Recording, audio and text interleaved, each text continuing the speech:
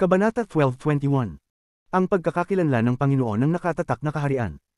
Tinitigan ng matandang nakaitim ang lahat ng nangyari sa harapan niya na puno ng hindi paniniwala. Gayunpaman, mayroon ding matinding kasakiman sa kanila habang ang kanyang mga kamay ay bumubuo ng selyo at muli siyang sumisingil. Gayunpaman, pagkasara pa lang niya, dahan daw ang bumukas ang higanting pinto.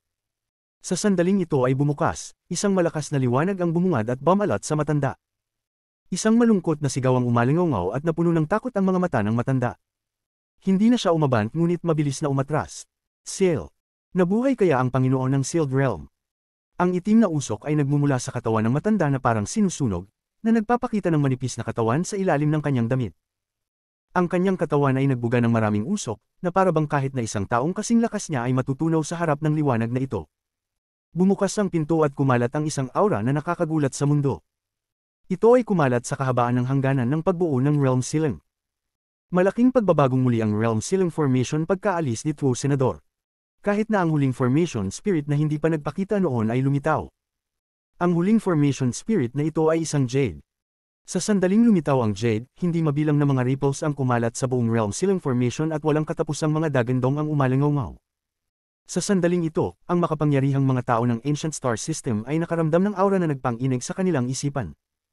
Ang ilan sa mga lumang halimaw na nabuhay ng napakatagal ay hindi pamilyar sa aura na ito. Ang aura na ito ay hindi lamang nagpang-inig sa kanila, naging blanko ang kanilang isipan at napalitan ng takot ang kanilang iniisip. Panginoon ang nakatatak na kaharian.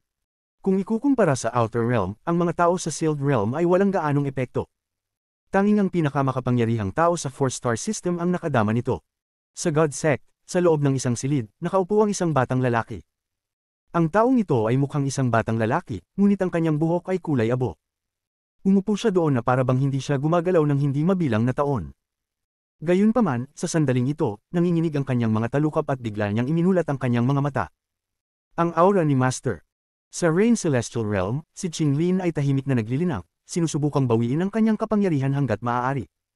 Gayunpaman, sa kanyang sandali, ang kanyang mga mata ay nagniningning na parang hindi pa ito kumikinang. Bigla siyang tumayo, tumingin sa malayo, at nagpakawalan ng malalim na hininga. Guru. Ang Wind Celestial Realm ay napuno ng hindi mabilang na mga hayop na lamok. Sa isang gumuhong fragment ng Celestial Realm ay nakaupo ang isang elder. Nagmistulang estatwa ang matandang ito dahil naging bato ang kanyang katawan. Gayunpaman, sa sandaling ito, lumitaw ang mga bitik sa mga mata ng estatwa. Habang umaalingaw ang mga kaluskos, ang matandang ito ay tila nagmulat ng isang pares ng mga mata na matagal nang hindi nabubuksan. Ang aura ng matandang iyon.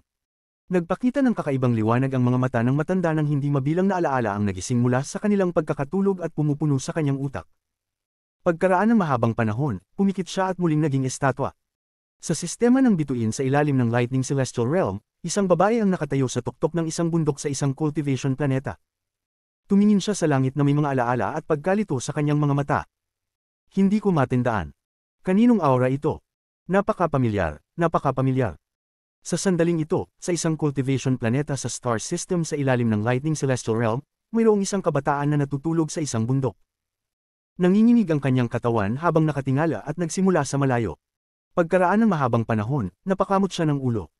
Takot sa matandang ito hanggang sa mamatay. Akala ko ay ang mga matandang iyon na bumababa mula sa Celestial Domain upang saluhin ako, ngunit bakit parang pamilyar ang aura na ito? Ang kabataang ito ay ang taong nakatakas mula sa bitik sa panahon ng banal na paghihiganti ni Wang Lin. Sa sandaling bumukas ang pinto na nabuo ng heaven-defying dead, dahan-dahang lumabas ang isang tao.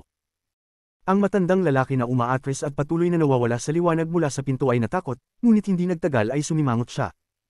Hindi ito ang Lord of the Sealed Realm. Ang taong ito kaya ang pangalawang Panginoon ng Sealed Realm. Ang kanyang aura ay hindi malakas.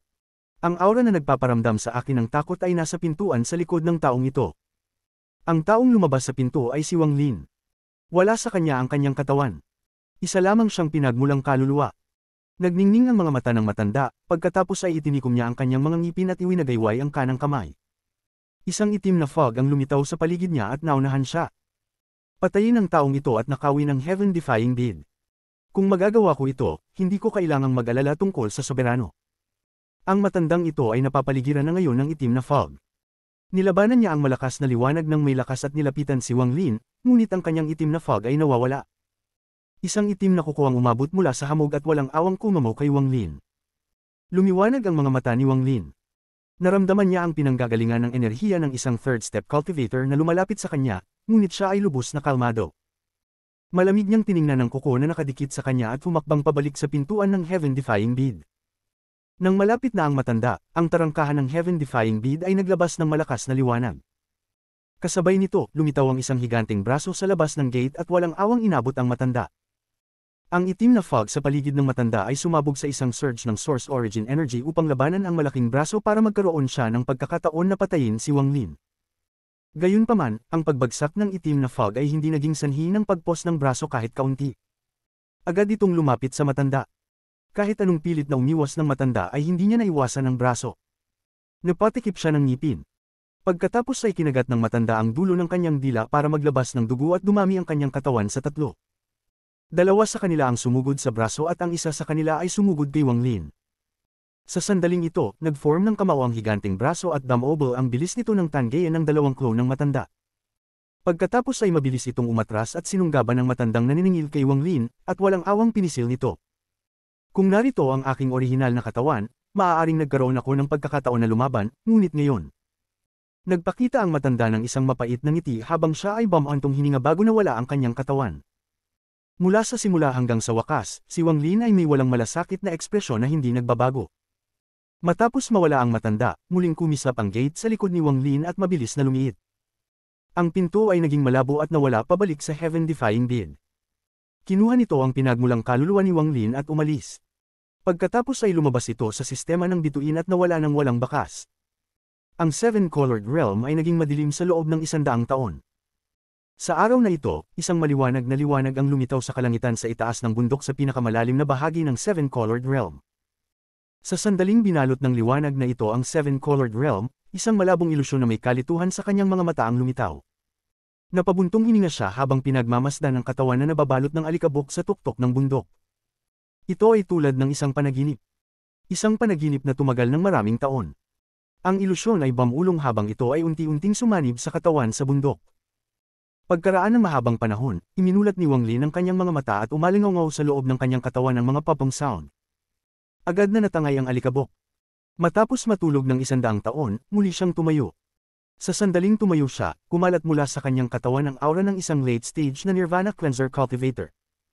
Ang aura na ito ay patuloy na tumaas hanggang sa maabot ito sa tuktok ng yugto ng Nirvana Cleanser. Gayunpaman, hindi ito tumigil doon. Nadagdagan na naman ito na parang baliw. Sinusubukan itong maabot ang yugto ng Nirvana Shatterer. Ang dami ng Dao Intent at Origin Energy na nasipsip niya mula sa isa sa mga bulaklak ay napakalaki. Bagamat nakuha ng Heaven-defying bead ang karamihan nito, dahil si Wang Lin ang nagkusa na kumuha mula sa Heaven-defying bead sa unang pagkakataon, marami pa rin siyang nakuha. Sa sandaling ito, gumagalaw ang kanyang buhok ng walang hangin at naglabas ng kakaibang aura ang kanyang katawan. Isang apoy na tato ang nabuo sa kanyang kaliwang mata at isang kidlat na tato na nabuo sa kanyang kanang mata. Lumipad sila palabas at pinagsama sa isa. Nagkaroon din ng hindi malinaw na balangkas ng salitang, labanan, sa loob nito. Ito ay isang marka na hindi kailanman lumitaw sa mundo. Isa itong ganap na bagong batas. Sa sandaling ito, habang kumikislap ang marka, damapo ito sa pagitan ng mga kilay ni Wang Lin at naging isa sa kanyang totoo at mali. Isang yin at yang light mark ang biglang lumitaw sa labas ng kanyang pinagsamang kulog at apoy na tato at dahan-daang umikot. Maya-maya ay nagbigay ito ng malademonyong kislap bago lumiit hanggang sa nagmistulang bituin. Pagkatapos ay nagtago ito sa pagitan ng kanyang mga kilay. Kahit anong tingin mo sa bituin na ito, halos kamukha ito ng bituin ng sinaunang Diyos. Kung nabuo ng isang siyam na star na sinaunang Diyos ang bituin ito na gawa sa batas, mapagkakamalan ng marami na ang sinaunang Diyos na ito ay isang 10 star na sinaunang Diyos. Sa sandaling lumitaw ang Lost Star na ito, ang katawan ni Wang Lin ay nagbigay ng aura ng isang Nirvana Shatterer Cultivator. Napakalakas ng aura na ito. Huminga ng malalim si Wang Lin at nagningning ang kanyang mga mata. Itinaas niya ang kanyang kanang kamay, mabilis na gumawa ng mga selyo, at itinuro ang katawan na ito. Bahagyang namula ang mukha niya, pero hindi siya tumigil at lalo pang tumuro. Matapos ilagay ang hindi mabilang na mga selyo, sa wakas ay tumigil siya. Ang Nirvana Shatterer aura mula sa kanyang katawan ay unti-unting nawala hanggang sa ito ay itago sa ilalim ng maraming mga paghihigpit. Ang aura na ito ay sapat na upang maabot ang aking cultivation sa rurok ng maagang yugto ng Nirvana Shatterer, ngunit ito ay mula sa pag-unawa na hindi ko pa lubos na naiintindihan. Kung hindi ko lubos na mauunawaan ang lahat ng Dao na aking hinigop, ang paggamit ng paglilinang na ito ay magiging halos imposible para sa akin na sumulong. Ito ay magkakaroon ng labis na epekto sa aking hinaharap na paglilinang. Gayunpaman, sayang ang pagsuko nito ngayon, kaya't i-seal muna natin ito, at kapag naintindihan ko ng lubusan ang lahat ng layunin ng daon na na-absorb ko, maaari kong isa-isang ilabas ang mga seal. Sa oras na iyon, walang magiging pinsala. Ito rin ang magpapatibay sa aking paglilinang. Huminga ng malalim si Wang Lin, at may kislap ng lamig sa kanyang mga mata. Sa aking pinakamataas na Nirvana Cleanser Cultivation na kalahating hakbang papasok sa Nirvana Shatterer Stage, kasama ang aking sinaunang Diyos na katawan, ang aking mga spells, at mahiwagang kayamanan, iniisip ko kung gaano ako kalakas. Maaari ba akong manalo laban sa mga huling yugto ng Nirvana Shatterer Cultivator o kahit na peak na Nirvana Shatterer Cultivator? Dapat kaya akong manalo laban sa mga huling yugto ng Nirvana Shatterer Cultivator, ngunit para sa pinakamataas na Nirvana Shatterer Cultivator, dahil hindi ba ako nakakalaban ng isa, hindi ko alam. Kung may pagkakataon, dapat kong labanan ng isa. Ang markang nakatago sa pagitan ng mga kilay ni Wang Lin ay kumislap ng hindi mapigilan at isang malakas na layunin ng labanan ng bumalot sa kanya. Huminga ng malalim si Wang Lin at pinigilan ang bituin at sumimangot. Alam niyang ito ang bunga ng hindi niya lubos na pag-unawa sa mga daos na kanyang hinigop. Oras na para umalis. Nagtataka ako kung kumusta ang lamok na hayop pagkatapos ng lahat ng mga taon na ito. Gayun din, gaano ako katagal natulog sa loob ng bulaklak. Dapat ay hindi bababa sa 20 hanggang 30 taon. Ang mga mata ni Wang Lin ay nagniningning at puno ng tiwala sa sarili habang naglalakad siya pasulong. Umalis siya sa bundok at diretsyong lumipad. Ngayong tapos na ito, dapat akong pumunta sa Wind Celestial Realm. Kung makakaipon ako ng malaking halaga ng mga hayop na lamok, maaari ko pang subukang pumasok sa God Sect. Hindi ko lang alam kung gising na si Tuo Senador. Sa sandaling ito, sa sinaunang sistema ng bituin, sa gitna ng walang hangganang mga bituin, tinitigan ni Tuo Senador ang mga bituin. Kinagat niya ang kanyang mga ngipin, nakaramdam ng sobrang kadiliman. Napuno siya ng galit at gustong sirain ang bawat buhay na bagay na nakikita niya. Siya ay naglagay ng maraming pagsisikap upang masira ang pormasayo na iyon. Sa huli, sa halaga ng pagbagsak ng isang bituin at pagsasakripisyo sa ikatlong hakbang ng mga cultivator na selyado sa kanyang mga bituin, halos hindi niya nalampasan ang silang formation upang lamunin si Wang Lin. Gayunpaman, sa ngayon, kahit anong pilit niya, hindi niya mahanap ang aura ni Wang Lin. Wala siya sa loob ng sealed realm at wala sa outer realm, ngunit ang kanyang aura ay nasa loob ng realm silang formation. Nagtatago kaya siya sa loob ng silang formation. Ngunit imposible iyon sa kanyang antas ng paglilinang. Napaungol siya sa langit at namumula ang kanyang mga mata. Nalaman niya ang ilang sinaunang cultivator sa isang starfield sa di kalayuan. Nang walang kahit saan upang ilabas ang kanyang galit, humiling siya sa kanyang kamao at sumugod sa direksyon na iyon. Mapanghamak na Wang Lin, hahanapin ka ng Diyos na ito balang araw. Lalamunin kita para maibsan ang galit sa puso ko. Kabanata 12:22. Nagbubunga ang Master Cloud Soul. Si Wang Lin ay humakbang palabas ng bundok habang nagmumuni-muni. Ang bitik sa itaas ng bundok ay nawala kasama ng lahat ng liwanag, at ang Seven-Colored Realm ay pumasok muli sa kadiliman. Sa pagtingin sa kadiliman sa kanyang harapan, kumalat ang divine sense ni Wang Lin. Aalis na sana siya, nagulat siya at napatingin sa isang lambak sa ibaba. Lumabas ka at tingnan mo ako. Kalmado ang boses ni Wang Lin, ngunit naglalaman ito ng kamahalan na hindi matatanggihan. Ang malamig niyang boses ay umalingaw sa loob ng lambak na parang hanging malamig. Ang buong Seven-Colored Realm ay nanginig. Ito ay tulad ng salita ng batas. Ang sinumang makarinig nito ay pakiramdam na nanginginig ang kanilang isipan. Si Master Cloud Soul ay nakaupo sa loob ng isang kuweba sa lambak. Nagising siya sa sandaling lumitaw ang liwanag sa itaas ng bundok at bumalik si Wang Lin. Kasunod nito, nakaramdam siya ng takot at hindi maipaliwanag na takot. Malabo niyang nahulaan na ang taong mula sa 100 taon na ang nakakaraan ay tila, bumalik. Ang kanyang layunin sa pagpatay mula 100 taon na ang nakakaraan ay halos nawala sa paglipas ng panahon. Habang nag-aalinlangan siya ay may naramdaman siyang aura na halos magwala sa kanyang talino. Kasabay nito, ang malamig na mga salitang iyon ay bumagsak sa kanyang katawan mula sa lahat ng direksyon at direktang damapo sa kanyang pinagmulang kaluluwa. Mapatla ang kanyang mukha at tila umaalingaw sa kanyang tainga ang isang dumadagandong na dagandong. Isang malabong asul na apoy ang lumitaw sa paligid niya na parabang sinusunog siya nito, at kumalat ang kulog sa buong apoy, na naging dahilan upang mamanhid ang kanyang katawan. Ang mas ikinagulat niya ay ang baliw na layunin ng labanan sa loob ng kanyang puso. Kung may bulalas niya ang hangarin sa pakikipaglaban na ito, ayos lang, ngunit nakakulong ito sa loob ng kanyang katawan. Ang layunin ng labanan na ito ay sinunog ang kanyang pinagmulang kaluluwa, kaya't ang sakit ay naging dahilan upang siya ay magpakawala ng isang kahabag-habag na daing kahit na sa kanyang antas ng paglilinang. Ang mas ikinasindak niya ay ang malakas na pakiramdam niya na kung hindi siya lalabas kaagad, kailangan lang ng kabilang partido ngunit isang pag-iisip na patayin siya. Ito. Paano siya? Ganito kalakas. Ang mukha ni Master Cloud Soul ay ganap na mapatla at puno ng takot. Malinaw niyang naramdaman na ang pagkakaiba ng Wang Lin ngayon at ng Wang Lin mula 100 taon na ang nakakaraan ay parang distansya sa pagitan ng langit at lupa. Si Master Cloud Soul ay lumabas ng kuwebo ng walang pag-aalinlangan at nakita si Wang Lin na lumulutang sa kalangitan. Sa sandaling makita niya si Wang Lin, nablangko ang kanyang isip at napalitan ng pintig ng kanyang puso ang lahat. Ang paligid ay ganap na tahimik na walang ni isang tunog, ngunit sa isip ni Master Cloud Si, ang mundo ay naging palad ni Wang Lin. Siya ay nakulong sa loob ng palad ni Wang Lin na walang pagkakataong makatakas. Ang kanyang buhay ay wala na sa kanyang sariling kontrol, ngunit nasa mga kamay ng taong nauna sa kanya. Sa partikular, nakaramdam siya ng kakaiba sa pagitan ng mga kilay ni Wang Lin.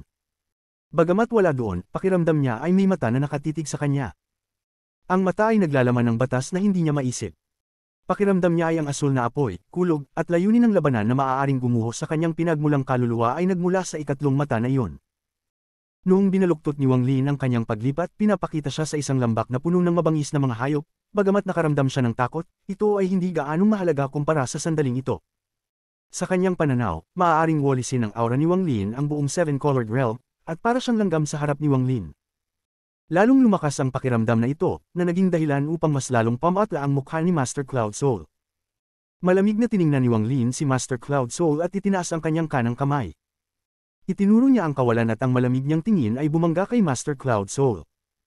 Isang kakaibang marka ang lumitaw mula sa kanang kamay ni Wang Lin at dahan-daw ang lumipad patungo sa Master Cloud Soul. Hindi mabilis ang markang ito, at kung gustong umiwas ni Master Cloud Soul, napakadali nito. Gayunpaman, bago ang malamig na titig ni Wang Lin, ang pawis ay nagmula sa noo ni Master Cloud Soul, at hindi siya ng ahas na gumalaw. Malakas ang pakiramdam niya na kung maglakas loob siyang gumalaw, ang naghihintay sa kanya ay isang patayan. Naniniwala siya na magagawa ito ni Wang Lin at kahit na agad siyang patayin. Ito ay isang pakiramdam ng hula na nakuha niya mula sa hindi mabilang na mga taon ng paglilinang. Hindi pa niya ito naramdaman na kasing linaw ng ngayon. Walang magawa siyang tumingin sa markang papalapit at nagsimulang magpumiglas, ngunit sa huli ay binitawan niya ang lahat ng pagtutol. Pinahintulutan niya ang marka na itanim ng malalim sa pagitan ng kanyang mga kilay.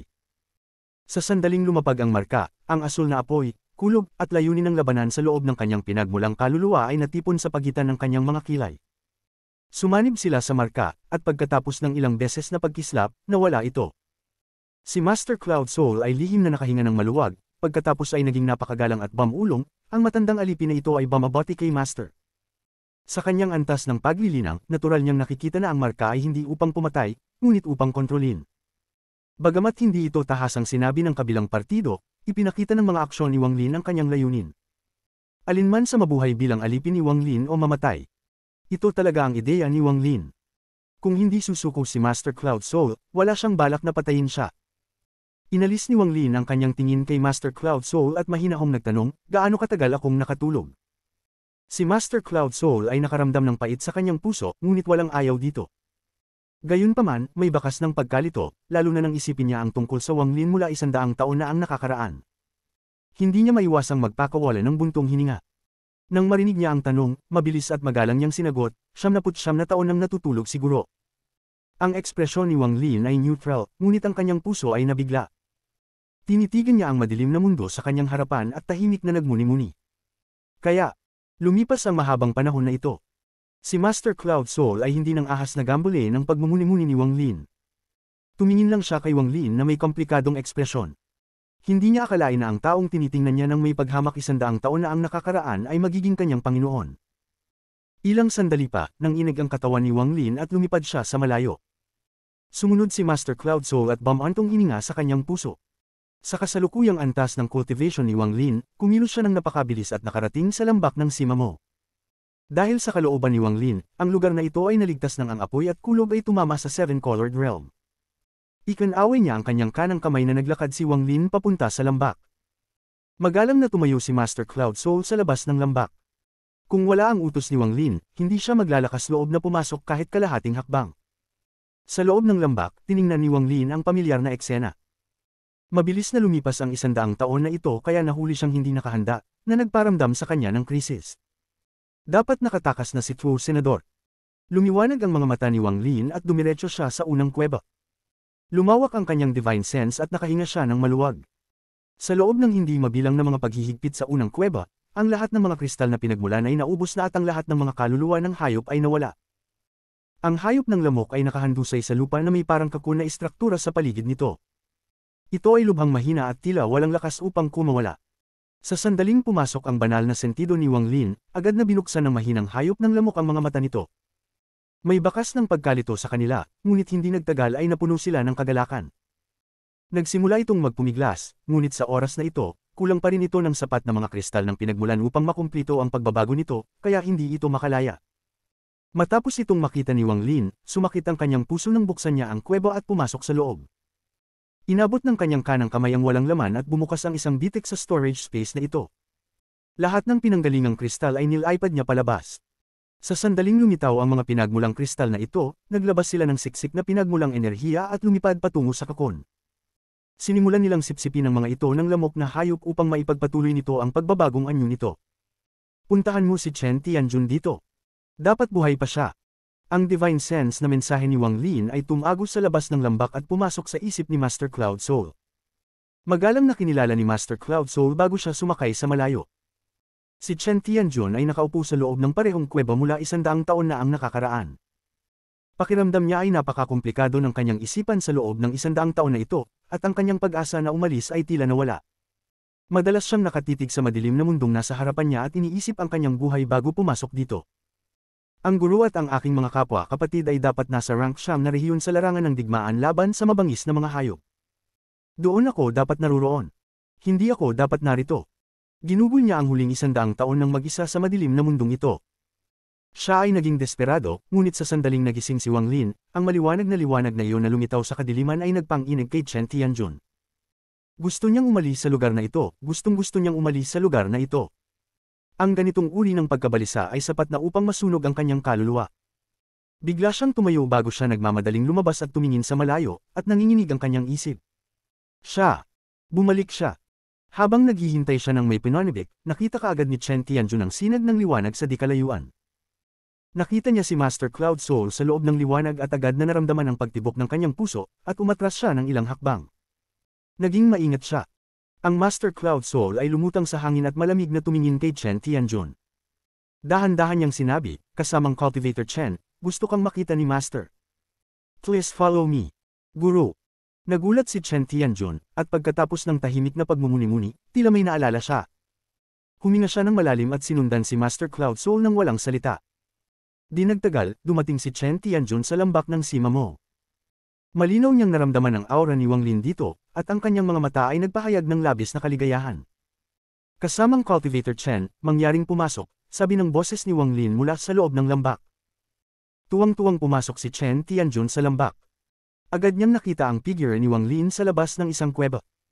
Brother Lu. Nang makita ni Chen Tianjun si Wang Lin, nanginginig ang kanyang boses sa kasabikan.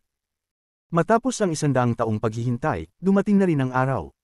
Maging siya ay nahirapang kontrolin ang kanyang kalooban. Nakakuha ka ba ng sapat na orihinal na kristal? Bahagyang tumanggo si Wang Lin. Sapat na, higit pa sa sapat. Itinaas ni Chen Tianjun ang kanyang kamay at binuksan ang puwang sa storage space na ito. Naglabas siya ng isang bag na may hawak at magalang na ibinigay kay Wang Lin. Matapos itong tanggapin ni Wang Lin, iniskan niya ito ng kanyang banal na sentido bago umalis sa isang pangungusap at naglakad papunta sa kuweba. Hintayin mo ako. Ilalabas na kita dito. Si Chen Tianjun ay naghintay ng 100 taon para dito. Huminga siya ng malalim at pinigilan ng excitement. Pagkatapos ay tumungala siya sa madilim na kalangitan. Sa sandaling ito, maging ang madilim na kalangitan ay tila mas maliwanag. Sa wakas makakaalis na tayo. Kabanata 12:23. Nakakagulat na pagbabago. Sa loob ng unang kuweba, binuksan ni Wang Lin ang bag ng hawak. Mayroong maraming mga pinagmulang kristal sa loob. Tila talagang tingtay na kinokolekta sila ni Chen Tianjun. Ikinumpas niya ang kanyang kanang kamay at ang lahat ng pinagmulang kristal mula sa bag ay itinapon sa mga nakapaligid na paghihigpit. Umalangaw-ngaw ang mga popong sound habang ang lahat ng pinanggalingang kristal na inilagay ni Wang Lin noon ay naubos ang lahat ng kanilang pinagmulang enerhiya at nawala sa alikabok. Habang sila ay naglaho, ang mga bagong kristal na pinagmulan ay nahulog. Malaking halaga ng pinagmulang enerhiya ang pumasok sa hayop ng lamok sa pamamagitan ng mga paghihigpit. Malaking sigla ang pumasok sa katawan ng lamok, at unti-unti itong nakabangon mula sa panghihina nitong kalagayan. Nawala ang kulay ube sa katawan nito at napalitan ng mahinang gintong kinang. Napakadilim ng gintong liwanag, ngunit nang lumitaw ito, naglabas ng presyon ang katawan ng lamok. 100 taon ng pagdadalisay na may sapat na mga kristal na pinagmulan upang sakitin ang puso ng anumang sekta, kasama ang isang espesyal na paraan, sa wakas ay pinahintulutan ng hayop ng lamok na matagumpay na magbago. Habang ang pinagmulan ng enerhiya ay patuloy na pumasok dito, ang hayop ng lamok ay mukhang mas mabuti at mas mahusay, at nagsimula itong magpumiglas at umungal. Sa wakas, nang ang humigit kumulang 70% ng mga kristal na pinagmulan sa bag ay natupok, ang hayop ng lamok ay nagpakawalan ng dagandong at nagmamadaling lumabas sa kakon. Sa sandaling ito ay lumipad palabas, ang matalas na bibig nito ay tumusok sa kakon at sinipsip ito ng tuyo. Umalingaw-ngaw ang malakas na dagandong palabas ng kuweba. Ang mapatla, gininto ang hayop ng lamok ay napakasaya habang umiikot ito kay Wang Lin. Ang malaking bibig nito ay patuloy na dinidilaan si Wang Lin, at tila nasa sabik ito. Ang laki ng hayop ng lamok ay nagbago. Ngayon ay 30 talampakan na lang ang haba, ngunit nagbigay ito ng aura na koga sa mga Nirvana Cleanser Cultivator. Ngumiti si Wang Lin habang winuwagayway ang kanyang kanang kamay para alisin ang lamok. Ang hayop ng lamok ay ang kanyang alas, at bago siya magkaroon ng sariling sangkawon, hindi niya ito hahayaang makita ng iba. Pagkatapos maglakad palabas ng kuweba, nag-isip si Wang Lin at pagkatapos ay kinuha ang lahat ng bagay sa mga kuweba, kabilang ang higanting peel furnace. Kung tungkol sa mga kuweba na may mga nawala at naliwanagan, lahat sila ngayon ay walang laman. Lahat sila ay namatay sa pakikipaglaban niya sa maputi ang buhok ng tawagin ng maputing matanda ang lahat ng kanilang layunin sa Dao. Maging ang matanda sa ikawalong kuweba ay nawala ng walang bakas. Puro buto at tabo ang nasa lupa ngayon. Bagamat nahanap na ni Sima Mo ang lahat ng miyembro ng kanyang sekta, wala ni isa sa kanila ang nagising, at lahat sila ay naglaho. Napabuntong hininga si Wang Lin habang nakatayo sa labas ng ika-6 na kuweba at ang kanyang kamay ay nakadiin pababa sa tarangkahang bato. Ang time restriction ay umuusad, ngunit sa sandaling ito, nagliwanag ang mga mata ni Wang Lin at ang kanyang kanang kamao ay walang awang hinampis ito. Isang malakas na impact ang nagmula kay Wang Lin at damapo sa bato. Gayun din, ang bituin na nabuo ng batas ni Wang Lin ay kumikislap sa sandaling ito. Nagkaroon ng makalangit na dagandong ng ang bato sa ilalim ng kanyang kamao ay pumutok at bumagsak. Personal na nakita ito ni Chen Tianjun. Napabuntong hininga siya at tumingin kay Wang Lin ng may pagtataka. Kahit si Master Cloud Soul sa labas ng lambak ay napansin ito, at ang kanyang isip ay nanginginig. Sa sandaling binuksan niya ang bato, malinaw na naramdaman ni Wang Lin na siya ay mas malakas kaysa dati. Napakasarap ng pakiramdam na ito. Pumasok si Wang Lin sa kuweba, kinuha ang jade sa loob, at sinuri ito ng kanyang banal na kahulugan. Gaya ng inaasahan niya, ang jade ay naglalaman ng paraan ng time restriction. Gamit ang parehong paraan, binuksan ni Wang Lin ang ikapitong kuweba at kinuha din ang jade sa loob. Sinuri ito ni Wang Lin gamit ang kanyang banal na kahulugan, at pagkatapos na isaulo ang time restriction, dinurog niya ang jade. Ang time restriction ay isa sa 4 na malalaking paghihigpit, at kahit si Sima Mo ay nangangailangan ng 100 taon upang matutunan ito. Ang paghihigpit na ito ay napakalalim na kailangan nito ng maingat na pag-aaral upang matuto. Makapangyarihan din ito, at kung hindi tumaas ng husto ang antas ng cultivation ni Wang Lin, o wala siyang mahusay na kaalaman sa mga paghihigpit, o hindi niya namana ang annihilation restriction, hindi niya ito madaling masira. Bilang karagdagan, ang pinakamahalagang bahagi ay hindi natutunan ni Sima Mo ang tunay na diwan ng time restriction.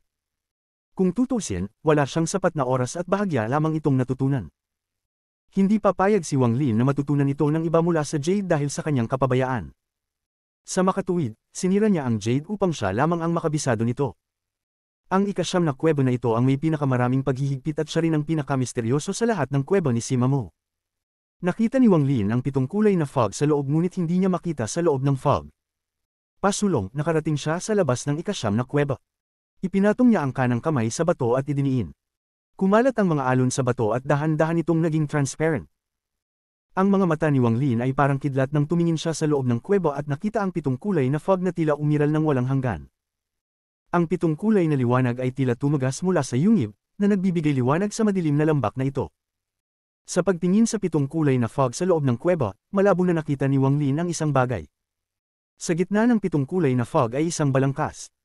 Ito ay bangkay ng isang hayop, at ito ay mukhang isang maliit na USA. Gayunpaman, mayroong isang maikling espada na nasaksak sa mga buto ng hayop. Nang makita ito ni Wang Lin, nagningning ang kanyang mga mata. Malinaw niyang naalala na nakakita na siya ng ganito dati sa 7-Colored Realm. Hindi niya maintindihan ang ibig sabihin nito. Matapos mag-isip ng mahabang panahon, nahulog ang kanang kamao ni Wang Lin sa bato. Umalingaw-ngaw ang mga popong sound, ngunit hindi bumagsak ang bato. Kumunat ang noo ni Wang Lin, pagkatapos ay nabuo muna ang kanyang mga kamay at nagpakawala siya ng malamig na singhot. Nagkaroon ng malakas na dagindong, at ang buong lambak ay tila nanginginig. Dumami ang mga bitik hanggang sa nabasag ang bato sa hindi mabilang na mga fragment. Ang 7 kulay na fog ay hindi nagbago dahil sa pagbagsak ng bato. Nanatili pa rin ito sa isang patak at kakaibang gumalaw. Nagliwanag ang mga mata ni Wang Lin at dahan-dahan siyang pumasok sa kuweba. Huminto siya sa labas ng fog at sinimulan itong maingat na pagmasdan ng kanyang banal na kahulugan.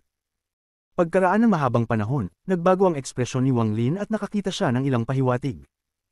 Ang hamog na ito ay hindi lumitaw ng wala sa oras, ito ay tila nagmula sa balangkas ng USA. Kawili-wili. Lumiwanag ang mga mata ni Wang Lin at itinaas niya ang kanyang kanang kamay para abutin ang hamog, ngunit biglang nagbago ang kanyang ekspresyon at huminto ang kanyang kanang kamay. Sa kanyang sandali, malinaw niyang nararamdaman ang pinagmulang kaluluwa ng All-Seer na nagpupumilit na maningil mula sa 18 Hell Celestial Silang Stamp. Ito ang unang pagkakataon na nagpakita ng mga palatandaan ng pakikibaka ang isang kaluluwa na nabuklod at inalis mula sa ikot ng reincarnation kapag hindi ito ipinatawag. Agad na pumasok ang isip ni Wang Lin sa 18 Hell Celestial Silang Stamp. Tumawid siya sa 18 layer ng impyerno kung saan naroon ang kaluluwa ng All-Seer at sumanib dito ng walang pag-aalinlangan. Ang aura ni Wang Lin ay unti-unting nagbago. Hindi na siya kamukha ni Wang Lin ngunit naging All-Seer. Siya ay kalmado, na parabang lahat ng bagay sa mundo ay nasa ilalim ng kanyang kontrol at walang makakagalaw sa kanya. Nararamdaman ng kaluluwa ng All-Seer, malinaw na naramdaman ni Wang Lin ang pagnanais ng kaluluwa para sa 7 kulay na fog. Ang hanggaring ito ay napakalakas. Halata ito sa pagtatangka nitong lumabas mula sa Celestial Silang Stamp. Pagnanais. Gusto kong makita kung ano ang silbi ng 7 kulay na fog na ito sa iyo. Ang mga mata ni Wang Lin ay nagpakita ng 7 kulay na liwanag at ang kanyang kanang kamay ay umabot sa fog. Sa sandaling ito, umikot ang 7 kulay na fog at pumasok sa kanang kamay ni Wang Lin. Hindi nagtagal, nawala ang lahat ng 7 kulay na fog, ngunit mas marami ang lumitaw mula sa Beast Bone, at ang bagong fog na iyon ay hinigop din ng kanang kamay ni Wang Lin. Ang fog ay pumasok sa pinagmulang enerhiya ni Wang Lin at dumiretso sa Celestial Silang Stamp. Ang kaluluwa ng All-Seer ay nagsimulang sumipsip nito na parang baliw, at habang hinihigop niya, para siyang nawala mula sa pagiging isang ilusyon tungo sa pagkakaroon ng laman at dugo. Pakiramdam ni Wang Lin ay tinitingnan niya ang tunay na All-Seer kaysa sa pagsasanib ng dalawang kaluluwa mula sa mga avatar ng All-Seer. Unti-unting lumipas ang oras. Pagkaraan ng 15 minuto, hindi na nagbigay ng 7 kulay na fog ang buto ng hayop. Ang lahat ng fog na pumasok sa katawan ni Wang Lin ay hinihigop ng kaluluwa ng All-Seer. Ang kaluluwa ng All-Seer ay umupo na parang nililinang upang digest. Ang pakiramdam na labis na ayaw ni Wang Lin ay naging mas malinaw. Napaka-interesante. Nag-obserbo si Wang Lin saglit at pagkatapos ay binawi ang kanyang banal na pakiramdam. Nahulog ang kanyang tingin sa maikling salita sa loob ng buto ng hayop. Hinugot ni Wang Lin ang espada at maingat na tiningnan ito. May nakalagay din na selyo, at eksaktong kapareho ng nakuha niya noon. Sa sandaling bunutin niya ang espada, ang buto ng hayop ay naging abo. Pagkatapos mag-isip-isip ng kaunti, alam ni Wang Lin na hindi pa ito ang oras para bitawan ang selyo. Inalis niya ang maikling espada at lumabas ng kuweba. Nakatingin sa madilim na kalangitan, mahinang sinabi ni Wang Lin, alis na tayo. Dahil doon, kumilos siya at kinuha si Chen Tianjun palabas ng lambak. Sumunod si Master Cloud Soul habang umaakyat sila sa gilid ng 7-colored realm. Mabilis na kumilos silang tatlo kasama si Wang Lin bilang nangunguna, at biglang lumitaw ang isang aura sa di-kalayuan. Iyon ay ang matandang babae sa berde. Tila nag-aalangan siya at hindi naglakas loob na lumapit, sa halip ay piniling sumunod sa likuran nila. Ang 4 na sinag ng liwanag ay lumipad sa kalangitan at dumating sa gilid ng 7-colored realm. Dumating sila sa kinaroroonan ng altar nang dumating sila, ngunit gumuho ang altar. Nakatayo dito, nabuo ang mga kamay ni Wang Lin ng selyo at ang paraan ng pag-alis na nakuha niya mula sa mga alaala ni Master Ashenpine ay lumitaw sa kanyang isipan. Pabilis ng pabilis ang paggalaw ng kanyang mga kamay at lumitaw ang mga seal sa kawalan. Habang nagbibigay ito ng banayad na liwanag, tila dahan-daang bumukas ang isang nakatagong bitik. Gayunpaman, sa sandaling ito, nagbago ang ekspresyon ni Wang Lin, huminto ang kanyang mga kamay, at tumangala ang kanyang ulo sa madilim na kalangitan. Sa sandaling ito, isang higanting puyo ng tubig ang lumitaw ng wala saan. Nang lumitaw ito, tila naging sanhi ng pagbagsak ng madilim na kalangitan at ginawang bahagi ng puyo ng tubig ang mga pira-piraso ng langit. Dalawang walang awa na titig na minarkahan ng paglipas ng panahon ang lumitaw sa puyo ng tubig at nahulog kay Wang Lin. Nilamon mo na ang aking prutas na daw at gusto mong umalis na lang ng ganito. Kabanata 12:24. Palm. Ang tunog na ito ay parang kulog na bumababa mula sa langit, na naging sanhi ng panginginig ng lupa. Hindi mabilang na mga bitik ang lumitaw sa lupa na parabang ito ay guguho. Ang tunog ng pagbagsak ay nakatago sa kadiliman at nagmula sa lahat ng direksyon. Sa sandaling lumitaw ang tunog na ito, isang presyon ang dumating mula sa lahat ng direksyon at dahan-daang bumaba. Habang bumababa ang pressure, ang seven-colored realm ay tila naging walang laman kung saan nagsimulang damaloy ang walang katapusang kapangyarihan mula sa lahat ng direksyon. Si Chen Tianjun ang pinakamahinang tao dito. Sa ilalim lamang ng pressure na ito, ang kanyang pinagmulang kaluluwa ay nanginig at ang dugo ay lumabas sa sulok ng kanyang bibig. Hindi niya namamalayan na umatras ng ilang hakbang habang malaki ang pagbabago sa kanyang ekspresyon, at umiinom siya ng mga table tas para lamunin upang tulungan siyang labanan ng pressure na ito. Mapatla ang mukha ni Master Cloud Soul habang nakatitig sa langit. Napatingin siya sa pares ng mga mata at pakiramdam niya ay hiyubot-hubad siya. Nagmula sa kanyang katawan ng mga popping sound at lalong namutla ang kanyang mukha. Ang matandang babae na nakaberde ay lumiit at ang kanyang mukha ay namutla. Isang ilusyon ang lumitaw sa paligid niya habang siya ay mabilis na nagbago sa pagitan ng isang matandang babae at isang maganda, na sa katanghaliang gulang na babae. Tanging si Wang Lin lang ang tumayo. Habang bumababa ang pressure sa kanya, nagsimulang mag-distort ang paligid niya. Parang may batas sa paligid niya na parang hindi nakikihalos sa mundo. Tinitigan niya ang mga mata sa puyaw ng tubig at nanatiling tahimik, ngunit ang kanang kamay ay unti-unting nabuo ang isang kamao. Hindi kita ibubuli. Kung makakaligtas ka sa palad na ito, hahayaan kitang mabuhay. Parang pagod ang boses mula sa loob ng puyaw ng tubig habang dahan-dahan itong kumalat. Sa sandaling bumagsak ang boses na ito, mabilis na umikot ang puyaw ng tubig sa kalangitan. Ang bilis ng pag-ikot ay agad na umabot sa tuktok. Habang pinupukaw nito ang langit, maging ang mga mata ay natago sa loob ng puyaw ng tubig. Ang puyaw ng tubig ay umungal ng malakas at ang mundo ay tila nagsimulang gumuho sa harap ng mga mata ni Wang Lin. Sa sandaling ito, ang puyaw ng tubig ay bumaba na may kapangyarihang wasakin ang mundo. Para bang lahat ng buhay ay mawawasak at magiging bahagi ng puyaw ng tubig. Habang bumababa ang puyaw ng tubig, ang lupa ay nanginig ng husto at ang mga tunog ng walang katapusang pagpunit ay umalingaw sa kadiliman. Si Chen Tianjun ay umubo ng dugo. Habang bumababa ang puyaw ng tubig, ang kanyang pinagmulang kaluluwa ay nanginginig ng husto. Si Master Cloud Soul at ang matandang babaeng nakaberde ay nanginginig, at ang kanilang mga mata ay napuno ng gulat. Ang puyaw ng tubig ay bumaba ng mas mabilis, na pumipindot sa lupa. Nanlamig ang mga mata ni Wang Lin at tumalon siya sa hangin na parang bulalakaw. Dumiretso siya sa langit at naghagis ng nakakapanglangit na suntok sa puyo ng langit. Isang nanginginig sa langit na dagandong ang umalingaw sa seven-colored realm na parang dumadagandong na kulog. Hindi mabilang na kulog ang bumungad sa kalangitan kasabay ng suntok. Tulad ng milyon-milyong pilak na ahas, pinaliwanagan nila ang mundo. Ang hindi mabilang na mga kulog ay lumitaw dahil sa suntok ni Wang Lin. Nang dama po ang suntok, lahat ng kulog ay nagtipon sa kanang kamao ni Wang Lin, na bumubuo ng hindi maisip na epekto na pumutok sa langit. Ang dumadagandong na dagandong ay patuloy na umaalingaw-ngaw, ngunit ang puyaw ng tubig ay hindi huminto at walang awang idiniin si Wang Lin. Lumulutang sa hangin, ang mga damit ni Wang Lin ay gumawa ng maraming ingay. Malinaw niyang nararamdaman na ang pagsipsip mula sa puyaw ng tubig ay gustong sipsipin ang kanyang pinagmulang kaluluwa, sipsipin ang kanyang pinagmulang enerhiya, at durugan ang kanyang katawan. Gusto mo bang maghintay dito para mamatay o sumugod kasama ako? Ang mga salita ni Wang Lin ay umalingaw na parang isang bugzo ng malamig na hangin na damapo sa tainga ng tatlong tao sa ibaba. Kumuyam ang ngipin ni Master Cloud Soul at tumalon sa kaliwa ni Wang Lin. Ikanaway niya ang kanyang manggas, dahilan upang lumitaw ang hindi mabilang na mga pira-piraso ng kaluluwa, at nagpakawala sila ng matinis na pagiyak. Naging mabangis ang ekspresyon ni Master Cloud Soul. Ang matandang babae na nakaberde ay mapatla, ngunit hindi siya nag-atubiling sumingit at tumayo sa kanan ni Wang Lin. Ang kanyang mga kamay ay bumubuo ng isang selyo at isang ambon ang lumitaw sa kanyang paligid. Ang ambon ay pula ng dugo at naglalaman ng aura ng buhay at kamatayan. Mayroong malaking bilang ng mga paghihigpit na kumikislap sa loob. Si Chen Tianjun ang huling taong lumipad palabas. Tumayo siya sa ibaba ni Wang Lin. Ikinumpas niya ang kanyang kamay at bumukas ang lahat ng butas ng kanyang katawan. Lumitaw ang aura ng mga Beast Soul hanggang sa mahigit 10 Beast Soul ang nakapaligid sa kanya. Kabilang sa kanila ay mayroong 2 ranggo 12 kaluluwang hayop. Bagaman sila ay lubhang mahina at hindi kasing lakas noong sila ay nabubuhay pa, ito ay nakakabigla pa rin. Hindi niuinggan ni Wang Lin ang tatlo sa paligid niya. Ang bituin na gawa sa batas ay kumislap sa pagitan ng kanyang mga kilay. Pagkatapos ay ikinaway niya ang kanyang kanang kamay at lumitaw ang trident. Hinawakan niya ito ng mahigpit sa kamay. Ano ang tungkol sa kapangyarihan ng isang palad? Nagmamadaling lumabas si Wang Lin habang tumatawa sa puyo ng tubig na bumababa mula sa langit na ito. Tila babagsak ang langit at babagsak sa lupa. Mawawasak ang lahat ng buhay. Walang pagkakataon para mabuhay. Habang patuloy na naniningil si Wang Lin, ang kulog sa paligid niya ay kumikislap na parang baliw at ang layunin ng labanan ay napuno ng kanyang katawan. Ang hindi inaasahang pagnanais na makipaglaban sa mundo ay nagsimulang mabuo. Kahit nagumuho ang langit, gagawa siya ng paraan para makalusot at patayin ang langit.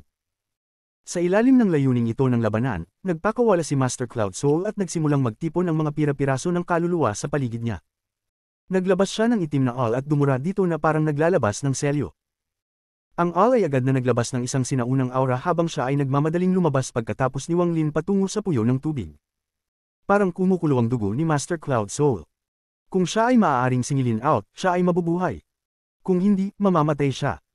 Walang dugo ang matandang babae sa mukha na berde, ngunit ang kanyang mga mata ay maliwanag at determinado. Ikinumpas niya ang kanyang kanang kamay at ang ambon sa kanyang paligid ay nahati sa dalawa. Ang isa ay buhay at ang isa ay kamatayan, at sila ay pumulupot sa kanya na parang dalawang dragon. Ang Life and Death Fog Dragons ay sumisingil sa kanya habang sinusundan niya si Wang Lin. Sumunod si Chen Tianjun habang ang lahat ng kaluluwa ng hayop ay umuungal at nagtitipon sa paligid niya. Nagpakawala sila ng mga dagandong ng pakikibaka para mabuhay habang sila ay naniningil na parang baliw. Ang apat na sinag ng liwanag ay sumara sa vortex sa kalangitan, na pinangungunahan ni Wang Lin. Lumapit sila ng palapit. Ilang sandali pa, nagkabanggaan sila. Si Wang Lin ay napuno ng layunin ng labanan habang winuwagayway niya ang trident at sinimulan ang kanyang pag-atake sa vortex. Ang kanyang katawan ay napuno ng kapangyarihan ng isang sinaunang Diyos habang siya ay gumagalaw na parang bulalakaw na maaaring basagin ang lahat ng mga hadlang sa mundo. Napunit niya ang isang butas sa puyo ng tubig. Gayunpaman, ang puyo ng tubig ay masyadong malaki. Nang matakpan sila nito, si Chen Tianjun ang unang hindi nakatiis. Bumagsak ang mga kaluluwang hayop sa paligid niya at nanginig ang kanyang katawan bago siya sumabog at hinigop ng puyo ng tubig. Ang kanyang pinagmulang kaluluwa ay nagpupumilit na makatakas, ngunit ang puyo ng tubig ay masyadong malakas at malapit na siyang mahayla. Nangako ka na ilalabas mo ako. Pangako mo. Ang pinagmulang kaluluwa ni Chen Tianjun ay naglabas ng isang malungkot na mensahe ng banal na kahulugan. Sa sandaling umalingaw ang kanyang mensahe, biglang tumalikod si Wang Lin at inabot ng kanyang kanang kamay. Hinawakan niya ang pinanggalingan na kaluluwa ni Chen Tianjun at nagsimulang makipaglaban sa kapangyarihan ng puyo ng tubig. Sa isang putok, nahati sa kalahati ang pinagmulang kaluluwa ni Chen Tianjun. Ang isang bahagi ay nilamon ng puyo ng tubig at ang kalahati ay kinuha ni Wang Lin. Sinisingil ni Wang Lin ang puwang sa vortex. Sa sandaling sumingit si Master Cloud Soul sa vortex, umalingaw ang mga popong sound sa kanyang katawan at umubos siya ng dugo. Ang lahat ng mga pira-piraso ng kaluluwa sa paligid niya ay namatay at maging ang mahiwagang kayamanan ay gumuho. Gayunpaman, ang mahiwagang kayamanan ay hindi karaniwan, at sa paggamit nito sa pagbagsak, sumugod siya sa puwang na binuksan ni Wang Lin. Ang matandang babaeng nakaberde ay nagdikit ng kanyang mga ngipin at sumugod sa puwang. Sa ilalim ng malakas na puwersa ng pagsipsip, ang lahat ng kanyang mga paghihigpit sa buhay at kamatayan ay sinira at siya ay umubo ng dugo. Nang makita ang pagtaas ng lakas ng pagsipsip at mabilis na pagsara ng puwang, gumawa siya ng selyo. Pagkatapos ay tinuro niya ang pagitan ng kanyang mga kilay at naging sanhi ng panginginig ng kanyang katawan. Isang figure ang lumitaw sa kanyang kanan at isa pa sa kanyang kaliwa. Ang isa ay matandang babae at ang isa ay nasa katanghaliang gulang na babae. Sa sandaling lumitaw ang dalawang figurang ito, pinili nilang sirain ang sarili. Nakahanap siya ng paraan upang mabuhay sa sandaling ito ng panganib. Sa lakas ng dobleng pagsira sa sarili, ang matandang babaeng nakaberde ay nakalusot sa puwang sa puyo ng tubig. Gayunpaman, hindi pa ito tapos. Kasi simula pa lang. Ang puyo ng tubig ay dumaan sa lahat at damapo sa lupa. Isang malakas na dagandong ang umalingaw habang ang lupa ay nanginig at nagsimulang gumalaw. 5 matataas na bundok ang biglang lumitaw. Pagtingin mula sa kinaroroonan ni Wang Lin, kitang-kita niya ang lahat. Ito ay. Patuloy na lumabas ang dugo mula sa sulok ng kanyang bibig, at walang kagalakan sa pagtakas. Habang nakatitig siya sa lupa, nababakas sa kanyang mga mata ang hindi paniniwala at takot. Ang matandang babae sa tabi niya ay labis na nasugatan at mukhang nasaroon ng loob, ngunit ang kanyang mga mata ay nagpapakita ng parehong antas ng takot. Ang buong mundong ito ay hindi inaasahang naging isang higanteng palad sa sandaling ito. Ang 5 matayog na bundok ay ang 5 daliri ng palad. Ang malaking halaga ng mga bitik na lumitaw sa lupa ay ang palad ng palad. Ang laki ng palad na ito ay lampas sa imahinasyon. Ang palad na binubuo ng Seven-Colored Realm ay dahan-daw ang nagbigay ng aura na mas malakas kaysa sa Vortex. Ano ang kapangyarihan ng isang palad? Ang Seven-Colored Realm ay ang palad, ang mga bundok ay mga daliri, at ang mga bitik sa lupa ay ang mga tatak ng palad. Ito ang kapangyarihan ng isang palad na binanggit ng sinaunang tinig. Sa sandaling ito, si Wang Lin, Master Cloud Soul, at ang matandang babaeng nakaberde ay nasa loob pa rin ng Seven-Colored Realm, na nasa loob ng palad. Ang pagod, sinaunang salita ay umalingaw sa isip ni Wang Lin. Ang kahulugan ng mga salitang ito ay napakalinaw pa rin. Takasan ng palad at sila ay mabubuhay. Sa sandaling ito, ang palad na nabuo ng Seven-Colored Realm ay nagsimulang dahan-daang sumara.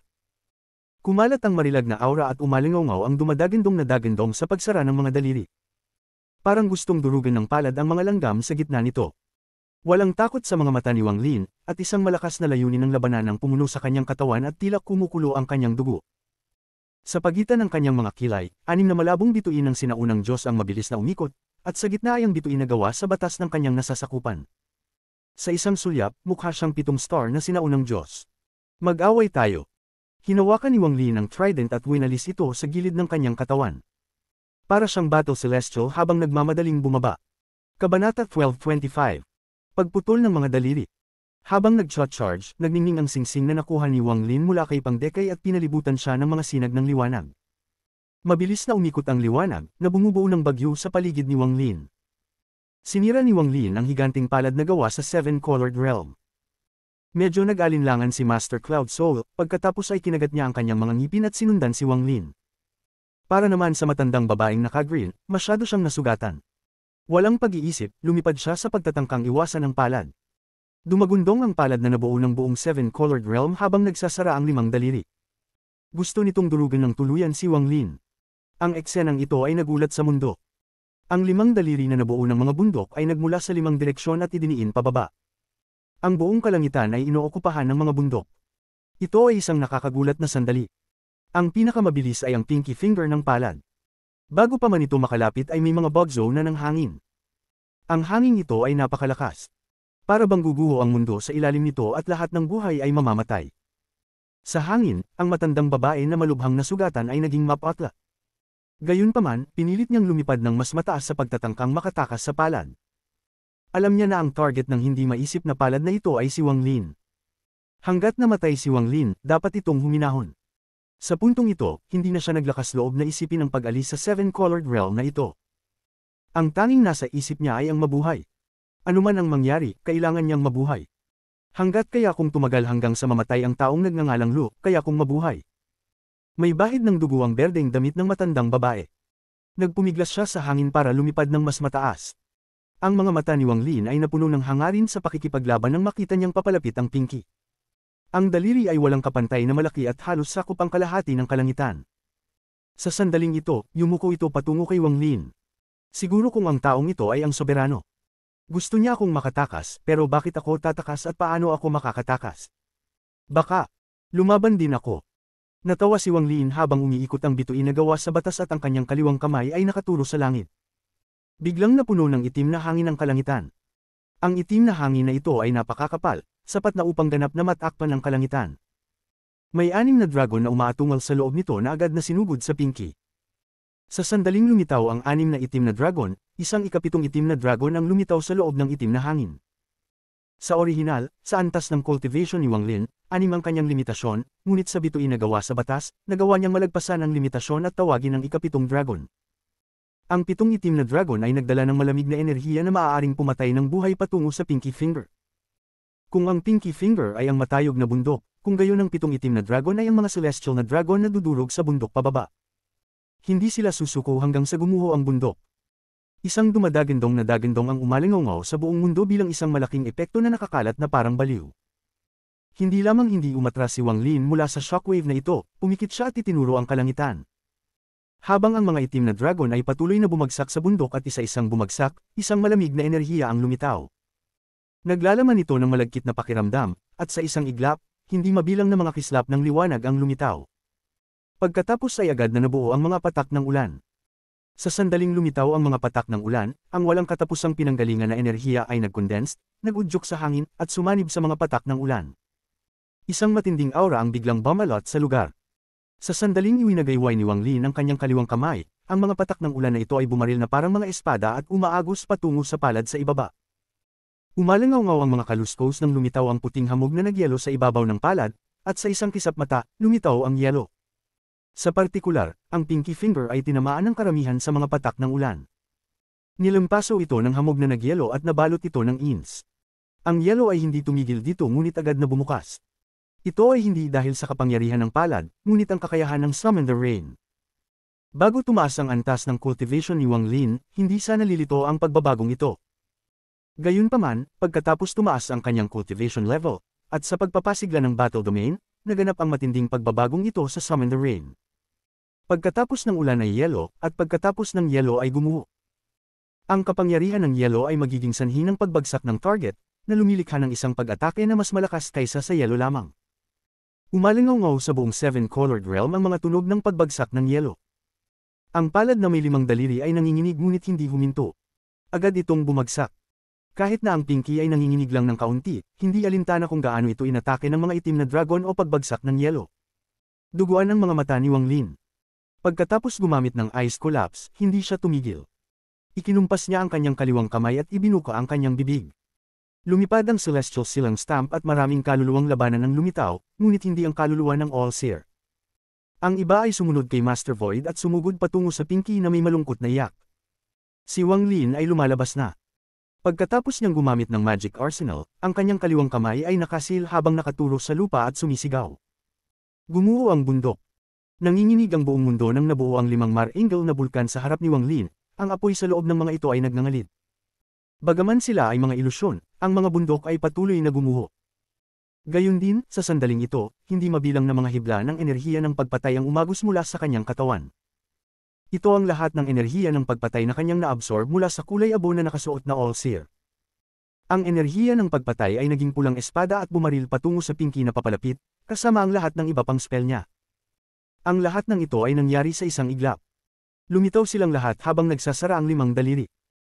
Sa sandaling ito, napuno ng itim na hangin ang kalangitan, ang mga itim na dragon ay umungal, ang ulan ay kung saan-saan, ang yelo ay gumuho, ang mga kaluluwa ng labanan ay umungal at kahit na nawasak ang sarili, ang mountain crumbles ay bumuo ng isang napakalaking puwersa at nagkaroon ng enerhiya ng pagpatay sa hangin.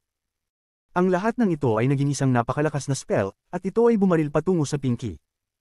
Ang 6 na bulkan ay agad na nag-overlap sa pinky, at nagkaroon ng isang makabagbag damdaming dagandong. Nabangga ang 7 itim na dragon sa pinky at sumabog. Ang ulan ay patuloy na bumubuo ng yelo na patuloy na bumagsak. Ang walang katapusang mga kaluluwa ng labanan ay nagsara at biglang sumabog, na lumikha ng malalakas na epekto. Ang espada na gawa sa enerhiya ng pagpatay ay tumusok sa daliri at nabasag sa hindi mabilang na mga hibla ng enerhiya ng pagpatay. Isang malaking halaga ng enerhiya ng pagpatay ang sumugod sa loob ng daliri. Sapat na yumanig ang lupa para umubo ng dugo si Master Cloud Soul at halos gumuho ang pinanggalingan na kaluluwa ng matandang babaeng nakaberde. Umalingaw-ngaw sa buong kaharian ang nanginginig langit na dagandong na ito. Ang pinky na nabuo ng bundok ay biglang gumuho. Habang umaalingaw-ngaw ang mga tunog ng crack, hindi mabilang na mga bitik ang lumitaw habang ang itaas na bahagi ng pinky finger ay sumabog, na lumilikha ng isang bagyo na nakakalat sa lahat ng direksyon. Namutla ang mukha ni Wang Lin at umubo siya ng dugo. Nabasag ang liwanag na nagpoprotekta sa kanya at nabasag ang singsing ni Pang Dekai. Agad na napaatras ang katawan ni Wang Lin. Nasa likod ni Wang Lin si Master Cloud Soul. Sa harap ni Wang Lin, nabawasan ng husto ang pressure na dinanas niya. Gayunpaman, ang kanyang pinagmulang kaluluwa ay nanginig, ang lahat ng mga meridian sa kanyang katawan ay nabasag, at ang kanyang mga buto ay nabali lahat. Siya ay naging isang madugong gulo. Ang matandang babaeng nakaberde ay nasa malayo at sa makatuwid ay hindi masyadong naapektuhan ng shockwave. Siya ay lumilipad paakyat, kaya siya ay nakatakas sa napakalaking kapalaran, ngunit ang shockwave ay halos magdulot ng pagbagsak ng kanyang katawan. Akala niya noong una ay nakatakas na siya sa kalamidad na ito at nadama niyang maswerte siya, ngunit hindi nagtagal ay nagbago ng husto ang kanyang ekspresyon. Gusto niyang umatras, ngunit huli na nang gumalaw ang hintuturo sa hindi kapani-paniwalang bilis at nabangga siya. Ang matandang babae sa katawan ng berde ay naging isang ambon ng dugo. Ang kanyang pinanggalingan na kaluluwa ay nagpupumilit na makatakas, ngunit habang si Wang Lin ay umatras, ikanaway niya ang kanyang manggas at nakuha ang kanyang pinagmulang kaluluwa. Ang palad na gawa sa Seven-Colored Realm ay may 5 daliri, at ngayon ay nawawala ang kalahating daliri. Gayunpaman, ang pinky na nasira sa kalahati ay hindi nawala ngunit hinihigop ang pinagmulan ng enerhiya ng mundo na parang baliw, at mabilis itong nagreporma. Kapag nabago ang kalahating daliri na ito, mawawala ng kabuluhan ang lahat ng pagsisikap ni Wang Lin. Sa sandaling ito ng krisis, ang mga mata ni Wang Lin ay puno ng hangarin sa labanan at kabaliwan. Sinira niya ang hintutulo na dumaan sa matandang babae. Kailangan niyang maging mabilis habang ang iba pang 3 daliri ay nagsasara na rin. Nai-imagine niya na kapag ang lahat ng mga daliri ay sumara at ang palad ay nabuo ang isang kamao, siya ay magkakaroon ng pagkakataon na mabuhay. Nakatagpo siya ng hindi mabilang na krisis sa kanyang buhay, ngunit ang taong nagdudulot ng krisis ay ang pinakamalakas na naranasan niya. Nang isara ang hintuturo, ang kaliwang kamay ni Wang Lin ay umabot sa kawalan at lumitaw ang pseudo-Nirvana Void Treasure ni Master Ashen Pine, ang kristal na espada. Iniluwa niya ang dugo sa kristal na espada upang ilabas ang buong potensyal nito at pagkatapos ay ibinato ito sa hintuturo. Ang kristal na espada ay agad na naglabas ng isang himno na nanginginig sa langit at isang napakalaking lakas ng espada.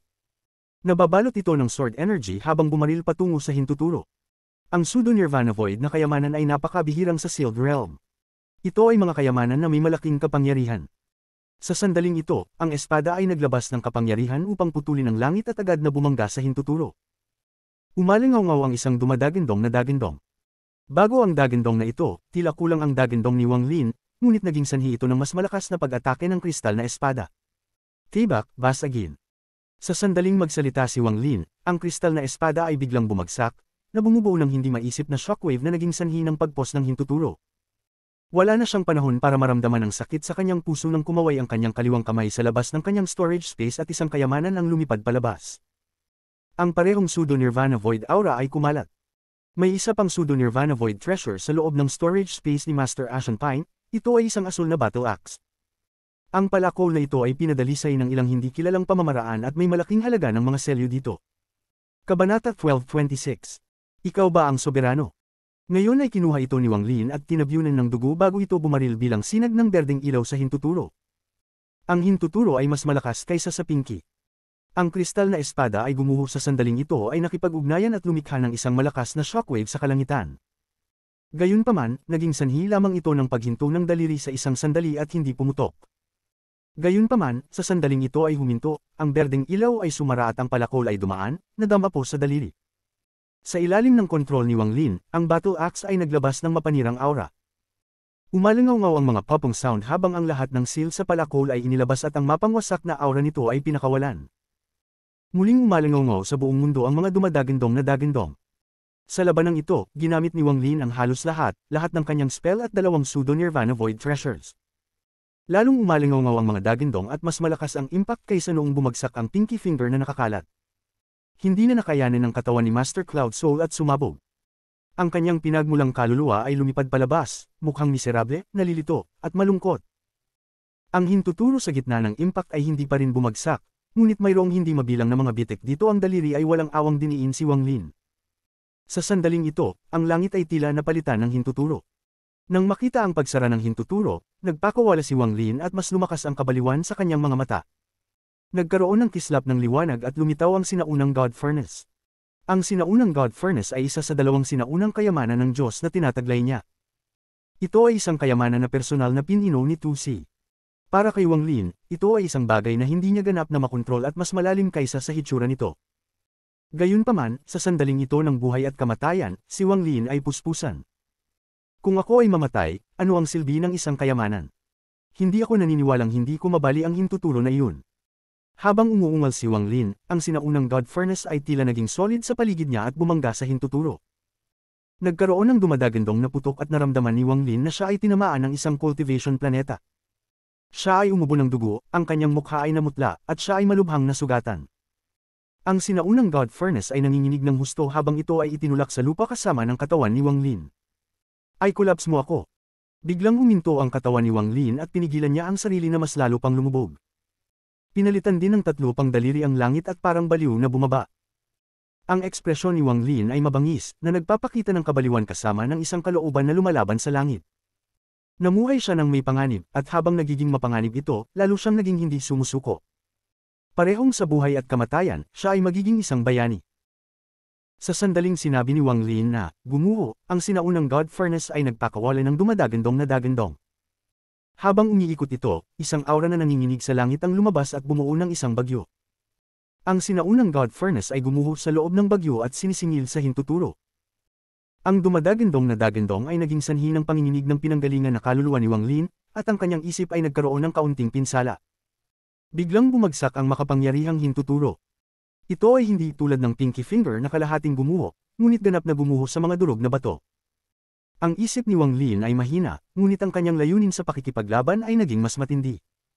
Napaatras siya sa pagkakabagsak at pinunasan niya ang dugo sa gilid ng bibig niya. Kinolekta niya ang naghihingalong pinagmulang kaluluwa ni Master Cloud Soul sa gitna ng pagbagsak na ito. Sa sandaling ito, siya lamang ang nabubuhay na tao sa Seven-Colored Realm. Ang spell na ito na ipinadala mula sa Outer Realm na ginawa ang Seven-Colored Realm sa isang palad na may 5 daliri ay nabali ang 2 daliri. Gayunpaman, kahit na ang ganap na basag na daliri ay sumisipsip ng pinagmulang enerhiya na parang baliw at mabilis na bumabawi. Walang oras si Wang Lin para mag-isip. Kung gusto niyang umalis sa Seven-Colored Realm, kailangan niyang ipagsapalaran ang lahat. Ang natitirang 3 daliri ay patuloy na nagsara, at ang dumadagandong na dagandong ay umalingaw sa kanyang mga tainga. Ang mga daliri ay nakayuko na parabang sila ang langit na sisire sa lahat ng buhay at sisingilin si Wang Lin. Huminga ng malalim si Wang Lin. Ginamit niya ang lahat ng kanyang mga spell at treasures. Ang bituin na nabuo ng kanyang dao ay mabilis na umikot at ang kanyang katawan ay napapaligiran ng layunin ng labanan habang ang 3 daliri ay nagsasara. Ang pinakamalakas na hinlalaki ay medyo mabagal, ngunit ang gitna at singsing na mga daliri ay halos magkasabay na dumating. Hindi makaharap ni Wang Lin ang 2 daliri ng sabay. Inihagis niya ang trident na hawak niya ng may dagandong, at lumipad ito sa singsing na daliri. Sa sandaling nakaharang ang trident sa singsing na daliri, sinisingil ni Wang Lin ang gitnang daliri. Parang bulalakaw ang kanyang figure at mabilis na umikot ang Star of Law sa pagitan ng kanyang mga kilay. Biglang pinalibutan ng asul na apoy ang kanyang katawan at mas maraming asul na apoy ang lumitaw sa mga ugat ng kanyang puting buhok. Hindi nagtagal ay hinaplos nito ang kanyang buhok hanggang sa dulo. Kung may tumingin sa malayo, kitang-kita nila na ang higanting palad ay may hawak na dagat ng apoy. Sa gitna ng apoy ay isang patayong figure. Ito ay ang hindi sumusukong Wang Lin. Sa sandaling nagsimulang mag-alab ang apoy na ito, ang walang katapusang mga kulog ay sumugod na parang pilak na ahas. Gumalaw ang kulog sa loob ng apoy at gayon din sa pagitan ng mga daliri, na nagdulot ng mga kaluskos. Parami ng parami ang kulog na bumungad at tuluyang pinalibutan ng palad. Lumikha ito ng magandang eksena. Sa eksenang ito, isang higanting palad ang may hawak na asul na apoy habang napapaligiran ng lambat ng kulog. Ito ay magiging isang hindi malilimutang eksena para sa sinumang nakakita nito. Sa loob ng asul na apoy, ang bituin ng batas sa pagitan ng mga kilay ni Wang Lin ay marahas na kumislap. Ang dagat ng apoy sa paligid niya ay bumaril patungo sa gitnang daliri. Napakabilis nito at agad na nabangga sa gitnang daliri. Sa sandaling sila ay nagbanggaan, ang asul na apoy sa paligid ni Wang Lin ay nagtipon na parang baliw sa kanyang kamay at pagkatapos ay bumaril sa gitnang daliri. Para bang naglunsad si Wang Lin ng isang napakalaking apoy sa gitnang daliri at nagsimula ng isang buhay at kamatayan na labanan. Maaaring bumagsak ang daliri o mamatay si Wang Lin. Walang pag-urong. Kailangan niyang ibigay ang lahat. Ang mga asul na apoy ay sumisingil sa gitnang daliri na parang baliw. Mapatla ang mukha ni Wang Lin at lumabas ang dugo sa sulok ng kanyang bibig. Personal niyang hinarap ang gitnang daliri at naramdaman niya ang kapangyarihan sa loob nito. Sapat na yun para manginig ang kanyang katawan at mabilis na lumubog. Hindi ako magre-resign dito. Ang galit na dagandong ni Wang Lin ay umalingaw sa buong Seven-Colored Realm. Hindi siya susuko sa kapalarang ito. Kinain lang niya ang prutas ng Dao na naging dahilan upang tumaas ng husto ang kanyang cultivation level, at iniligtas ang kanyang sarili sa libu-libong taon upang makapasok sa Nirvana Shatterer Stage. Nang malapit na siyang umalis sa Seven-Colored Realm, nahaharap siya sa isang krisis sa buhay at kamatayan. Hindi siya magre-resign dito. Habang siya ay umuungal, ang napakalaking kulog ay nagtipon na parang baliw at binaril sa gitnang daliri kasama ng asul na apoy. Ang mga dumadagandong na dagandong ngayon ay mas matindi pa kaysa dati, at maraming bitik ang lumitaw sa kalangitan. Ang mga bitik na ito ay agad na napunit at lumawak sa sandaling lumitaw ang mga ito. Bagamat malakas ang mga dagandong na ito, hindi nila kayang pagtakpan si Wang Lin ng mga matigas na salita. Hindi ako magbibitiw dito. Ang bituin na gawa sa batas sa pagitan ng mga kilay ni Wang Lin ay mas mabilis na umikot. Habang binomba ng apoy at kulog ang daliri, ang kapangyarihang tinataka ni Wang Lin ay sumabog. Ang kapangyarihang ito ay hindi masyadong malakas, ngunit pagkatapos na magsanib sa apoy, kulog, at larangan ng labanan, bumuo ito ng bagong batas. Ito ay isang batas na pag-aari lamang ni Wang Lin. Sa sandaling sumabog ang batas na ito, ang espasyo sa paligid ni Wang Lin ay umikot na parang nag-overlap ang oras at hindi maaaring makihalubilo sa mundo. Ang bahaging ito ng pagbaluktot ay naging mas malaki hanggang sa mabalat nito ang buong gitnang daliri. Isang dagindong ng kabaliwan ang pinakawalan ni Wang Lin, at nang lumitaw ang pagbaluktot mula sa batas na ito, tumigil ang kanyang katawan sa paglubog. Hindi lamang ito patuloy na lumubog, ngunit habang namamaga ang mga ugat ni Wang Lin, itinaas niya ang gitnang daliri at umangkas sa langit. Pinalibutan ng mga baluktot na alon ang gitnang daliri. Ang kapangyarihan ng batas ay sumanib sa apoy at kulog kasama ng singil ni Wang Lin na bali ang daliri. Sa sandaling ito ay bumagsak, si Wang Lin ay itinapon at siya ay nahulog sa lupa. Napasubsob siya sa palad, at ang sarili niyang dugo ang tinina ang kanyang katawan. Ang bituin na gawa sa batas sa pagitan ng kanyang mga kilay ay unti-unting lumabo at nagtago. Siya ay malubhang nasugatan, ngunit sa sandaling siya ay lumapag, si Wang Lin ay muling sumipa patungo sa singsing na daliri. Ang trident ay sinaksak sa singsing na daliri, na nagbibigay kay Wang Lin ng pagkakataon, ngunit kung susuko siya ngayon, ang lahat ay magiging walang kabuluhan.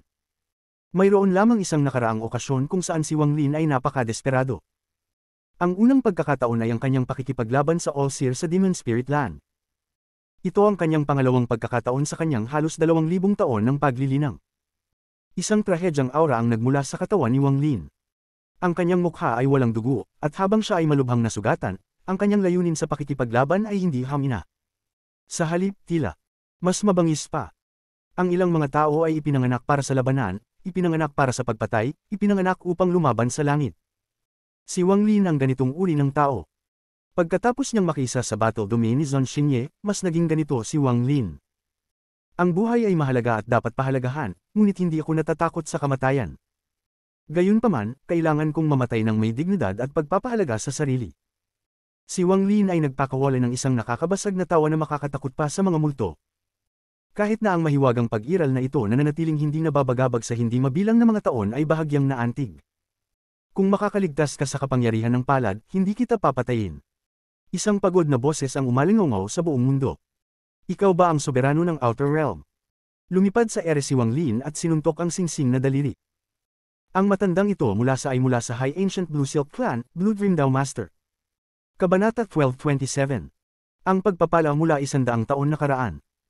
Pagkatapos ng kanilang pag-uusap, nagliwanag ang mga mata ni Wang Lin at mas mabilis siyang kumilos.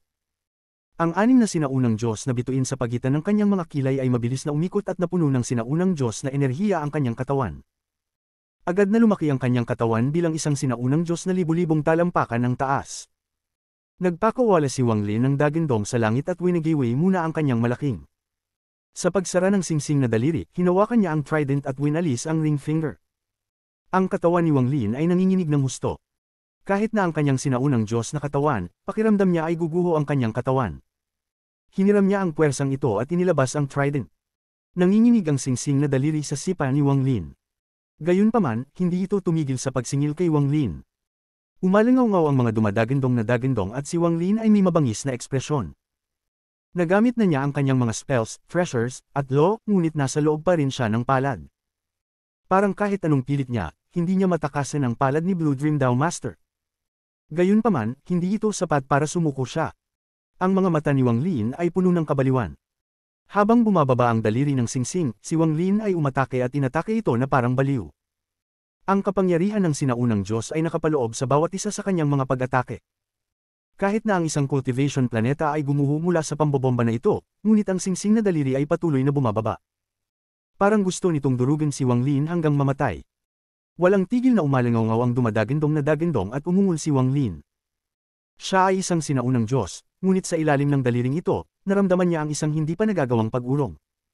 Kahit anong atake niya ay hindi niya napigilan ang pagbaba ng ring finger.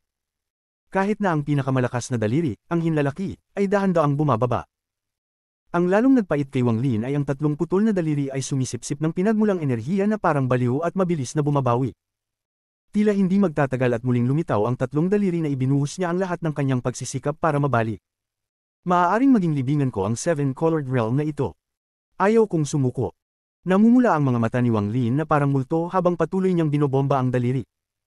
Siya clenched kanyang ngipin at nagpakawala ng dagindong. Ang malabong pang-anim na bituin sa 6 na umiikot na bituin sa pagitan ng kanyang mga kilay ay nagbigay ng nakakatuwang halaga ng sinaunang Diyos na enerhiya. Ang enerhiyang ito ay napakalangit na nanginginig na kahit ang daliri ng singsing ay bahagyang nanginginig. Bituin, basagin. Matapos maging isang sinaunang Diyos si Wang Lin, nakatagpo siya ng hindi mabilang na mga panganib, ngunit ito ang unang pagkakataon na pinili niyang basagin ang isang bituin.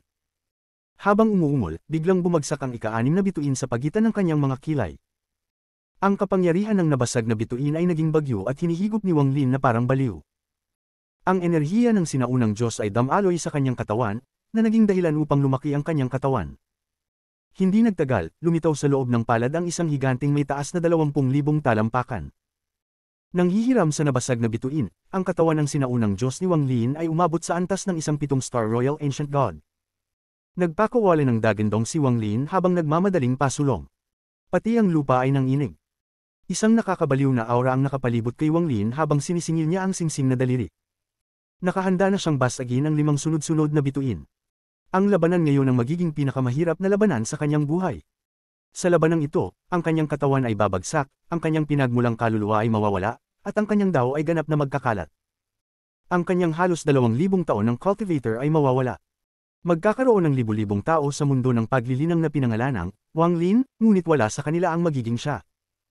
O babuliin niya ang 5 daliri at matagumpay na makaligtas sa lakas ng kanilang pag-atake. Pagkatapos ay makakalabas na siya sa 7-colored realm na halos naging libingan niya. Ang 7-colored realm ang magiging lugar kung saan nagtagumpay o namatay si Wang Lin. Sa ganitong uri ng kabaliwan at panghabambuhay na pag-ayaw, tila sinusunog ni Wang Lin ang kanyang sarili. Hiniram niya ang kapangyarihan ng nabasag na bituin upang maging isang 7-star Royal Ancient God at sinisingil sa daliri. Hindi ako maaaring mamatay, hindi ako handang mamatay. Hindi ko pa rin binubuhay si Wan. Hindi ko pa rin hinayaang mapanganak muli si Ping, hindi pa rin ako naging anak sa namatay kong magulang, hindi ko pa rin natatapos ang aking pakikibaka laban sa tadhana. Marami pa akong pangakong hindi ko nakumpleto kaya hindi ako pwedeng mamatay. Napapikit si Wang Lin sa singsing na daliri at naghagis ng suntok dala ang lahat ng ayaw niya. Ito ay isang suntok ng isang 7-star Royal Ancient God, isang suntok na nakuha sa pamamagitan ng pagdurog sa kanyang ika-6 na bituin, at isang suntok na puno ng hindi pagpayag ni Wang Lin mula sa halos 2,000 taon ng paglilinang. Nang lumipad ang suntok na ito, nag-iba ang mundo at umalingaw-ngaw ang isang dumadagandong na dagandong. Nanginginig ang 3 daliring nag-collapse na nagre-reform at maging ang palad ay huminto sandali.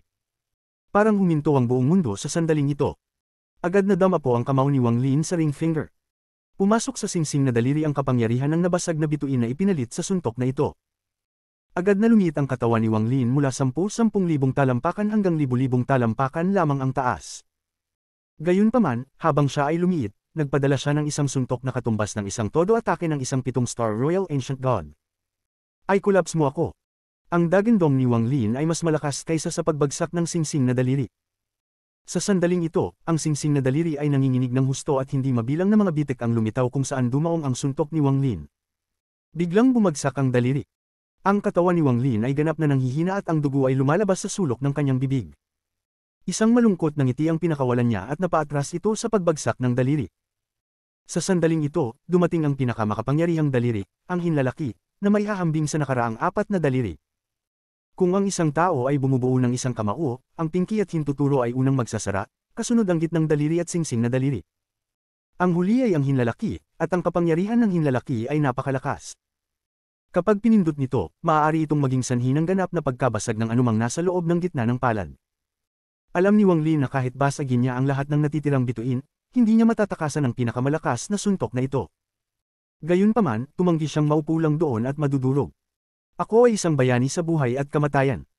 Ang mga cultivator na tulad natin ay hindi umiiwas sa laban. Ako, si Wang Lin, ay cultiba ng halos 2,000 taon. Kung mortal pa ako, naging dumi na ako. Paano kung mamatay ako? Ano ang dapat ikatakot? Isang nakakaawang ngiti ang pinakawalan ni Wang Lin habang umaalingaw-ngaw ang kanyang masigasig na boses. Direkta siyang nag-charge sa thumb. Ama, ina, kung may ibang buhay, hindi maglilinang si Tai Zhu. Mapapangiti ako sa inyong dalawa sa loob ng 1 siglo. Sito, hindi na tayo magkikita pa. Senior Brother Qing Shui, hindi ka nailigtas ni Junior Brother. Wan, pupunta ako para samahan ka. Mubing Mei, tapos na ang sama ng loob natin. Wang Ping, ang aming pamilya ay maaari na ngayong muling magsama-sama. Gayun din, Li Qianmei. Mahal mo ako, ngunit patay na ang puso ko. Gayunpaman, ngayong malapit na akong mamatay, paano kung isama kita? Napangiti si Wang Lin habang winuwagayway niya ang kanyang kaliwang kamay at lumitaw ang kanyang storage space sa kanyang harapan. Lumipad palabas ang asul na pulse Ares. Nagbigay ang bracelet na ito ng maliwanag na asul na liwanag na parang bituin at naglabas ng hindi maipaliwanag na aura. Sa sandaling lumitaw ito, automatiko itong lumipad sa kaliwang pulso ni Wang Lin. Ang asul na liwanag ay nagbigay ng banayad na liwanag na pumapalibot sa katawan ni Wang Lin. Tila naglalaman pa rin ito ng bakas ng init mula 100 taon na ang nakalilipas, isang init ng katawan at init na palaging umiiral. Palibhas ay napapalibutan ng asul na liwanag, agad na napapikit si Wang Lin sa hinlalaki. Gayunpaman, sa sandaling lumitaw ang pulse Ares at kumislap habang lumipad ito sa kaliwang pulso ni Wang Lin, isang boses na puno ng hindi kapani-paniwalang pagkabigla ang umalangaw sa buong mundo. Ito ay halos manginig ang sinaunang boses na nagpapakita ng hindi maipaliwanag na pagkasabik. Ang hinlalaking bumababa ay mabilis na umangat, na naging sanhi ng pagmamadali ni Wang Lin na lampasan ito at patungo sa abot tanaw. Ang biglaang eksenang ito ay bumulaga kay Wang Lin, ngunit hindi siya nagdalawang isip. Habang siya ay lumipad palabas, ang kanyang magkabilang kamay ay nakabuo ng selyo. Kasunod ng mga alaalang nakuha niya mula kay Master Ashen Pine, nagbukas siya ng bitik para bumalik sa Cloud Sea. Ang kanyang katawan ay gumagalaw na parang kidlat patungo sa bitik. Sa sandaling bago siya nawala, ang palad na nabuo ng Seven-Colored Realm ay hindi humabol bagkus ay dahan-daang ibinaba ang sarili. Pretuhin mo siyang mabuti. Sa sandaling dumaan si Wang Lin sa lamit, ang pagod, sinaunang tinig ay lumitaw sa kanyang isipan.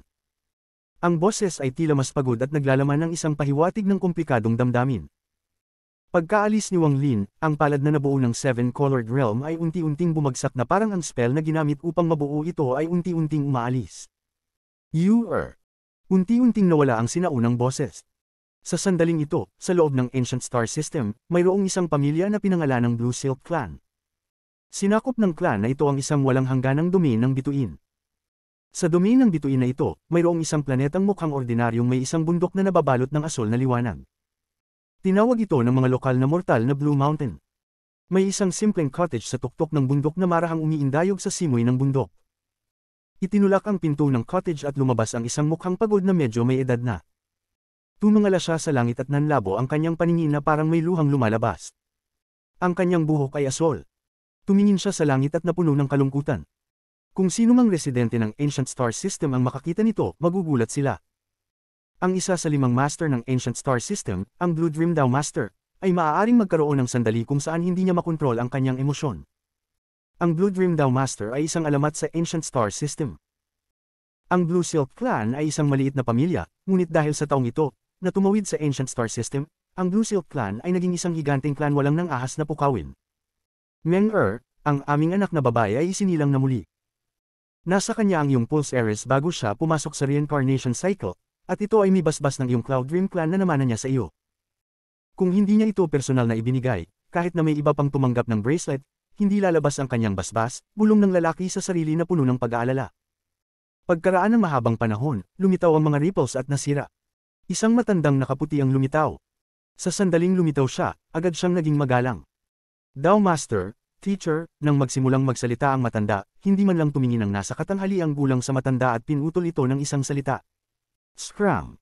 Nanginginig ang isip ng matanda at hindi na siya naglakas loob na magsalita pa. Kahit na siya ay isang disipulo ng soberano, laban sa isa sa 5 master ng Ancient Star System, hindi siya mangangahas na maging mapangahas. Agad siyang bumalik sa ripples at nawala ng walang bakas. Kung walang kinalaman ng batang iyon kay Yu-Er, ayos lang, ngunit paano ko masasaktan ng isang taong magdadala ng kaligayahan sa aming anak? Paano kung ang batang iyon ay may heaven-defying bid? Nakuha ko ang aking paglilinang mag-isa at hindi umasa sa mga dayuhang bagay. Ano ang kinalaman sa akin ng kasakiman ng soberano? Gayun din, ang heaven-defying bid ay dating sa Panginoon ng Sealed Realm.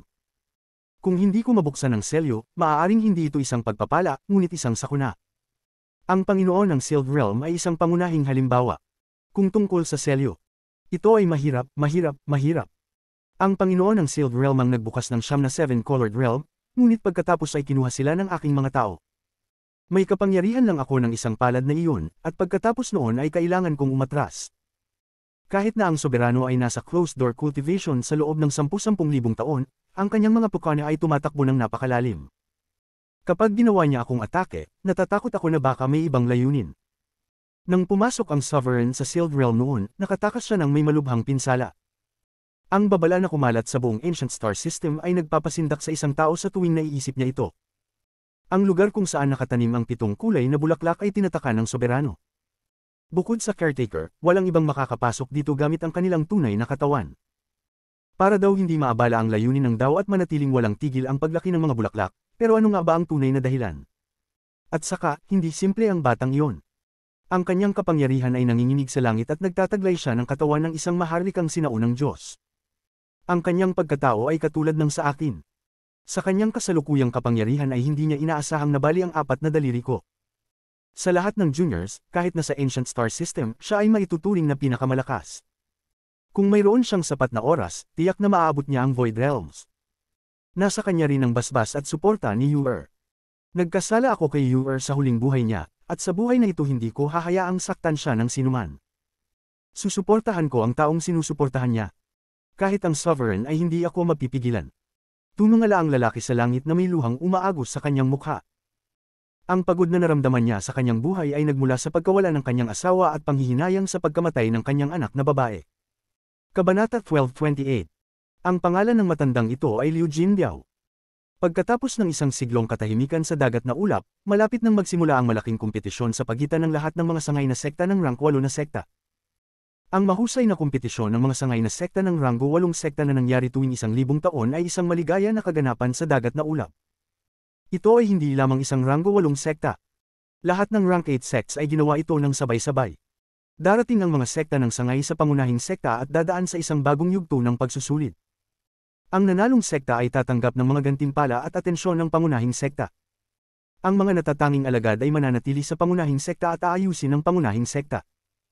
Para naman sa mga natalo, ibababa muli ang kanilang katayuan sa susunod na 1,000 taon hanggang sa mabuwag sila ng pangunahing sekta. Ang natitirang mga alagad ay kalat-kalat sa mga natitirang sekta ng sangay. Ang Origin Sect ay patuloy na bumagsak sa hindi mabilang na mga taon. Ito ang huling pagkakataon, at kung mananatili silang pareho, ang Origin Sect ay malulusaw ng pangunahing sekta. Ang mga disipulo, kasama si Luyan Fei at iba pa, ay ipapadala sa iba pang mga sekta ng sangay. Mula noon, hindi na umiiral ang Origin Sect. Pagkatapos ang pangunahing sekta ay pipili ng mga disipulo at bubuo ng isang bagong sekta upang matiyak na ang dami ng mga sekta ng sangay ay mananatiling pareho. Hindi ito matanggap ng Origin Sect, ngunit hindi sila naglakas loob na tumanggi. Kung gagawin nila, sila ay mapapawi. Pagkatapos ng lahat, ang Origin Sect ay isang branch sect lamang. Ginamit ang brutal na paraan na ito upang matiyak na ang rank 8 sects ay patuloy na tataas sa lakas, hanggang sa isang araw, ang lahat ng kanilang branch sects ay lalago ng napakalakas at sila ay nabigyan ng status ng isang rank 9 na sect ng God Sect. May chismis na ang Heaven Breaking Sect at Ghost Sect ay parehong lumaki ng ganito. Mayroong kabuuang 5 sekta sa rank 8 na rehiyon. Sila ay ang Everlasting Sect, ang Shadow Wind Sect, ang Rainbow Road Sect, ang Answer the Heaven Sect, at ang Silent Soul Sect. Ang Origin Sect at ang Purple Dao Sect ay kabilang sa rank 8 Everlasting Sect. Ang banal na pagdiriwang na ito ay hindi isang magulong labanan. Ang lahat ng mga sekta ay hinati sa kanilang mga rehiyon, at ang pinakamalakas na mga sekta sa ranggo ng 4 hanggang 7 mga rehiyon ay pinili.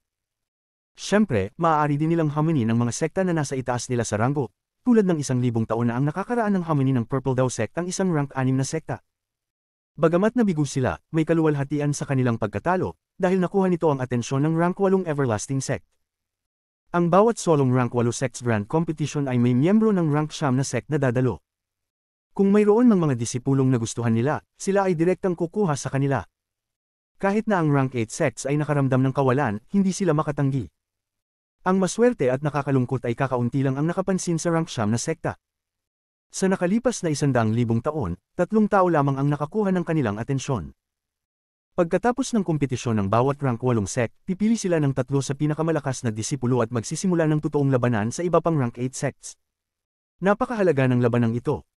Bagamat ang rank 8 sects mismo ay hindi personal na makakasali at ang rank 9 na sektang ng asiwa dito, ang laban na ito ay maaaring magpakita ng isang bahagi ng tunay na lakas ng rank 8 sect. Ang isang bahagi ng lakas na ito ay isang pagpapakita sa ranggo 9 na sekta.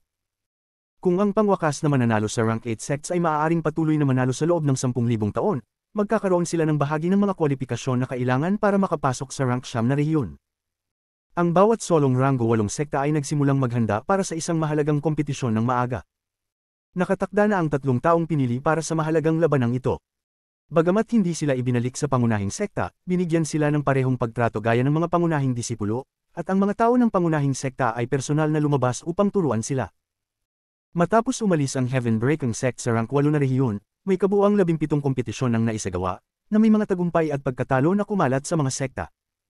Gayunpaman, 10,000 taon na ang nakalilipas, sa pag-usbong ng Silent Soul Sect, nanalo sila ng 9 na sunod-sunod na beses. Ito na ngayon ang ika-18 kompetisyon mula nang umalis ang Heaven Breaking Sect. Kung nanalo muli ang Silent Soul Sect, ilang oras na lang bago sila maging rank 9 na sect. Ang banal na kompetisyon ng Cloud Sea na nagaganap tuwing 1,000 taon ay masigla at tatagal ng ilang buwan. Malaking halaga ng mga lungsod at lugar ng kalakalan ang itatakda sa rank 8 na rehiyon. Madalas may mga manloloko na kukuha ng pagkakataong ito para kumita. Hindi lahat ng con artist ay makagalaw na parang mga isda sa tubig sa kompetisyong ito, ngunit may isang tao na maraming beses na nagtagumpay.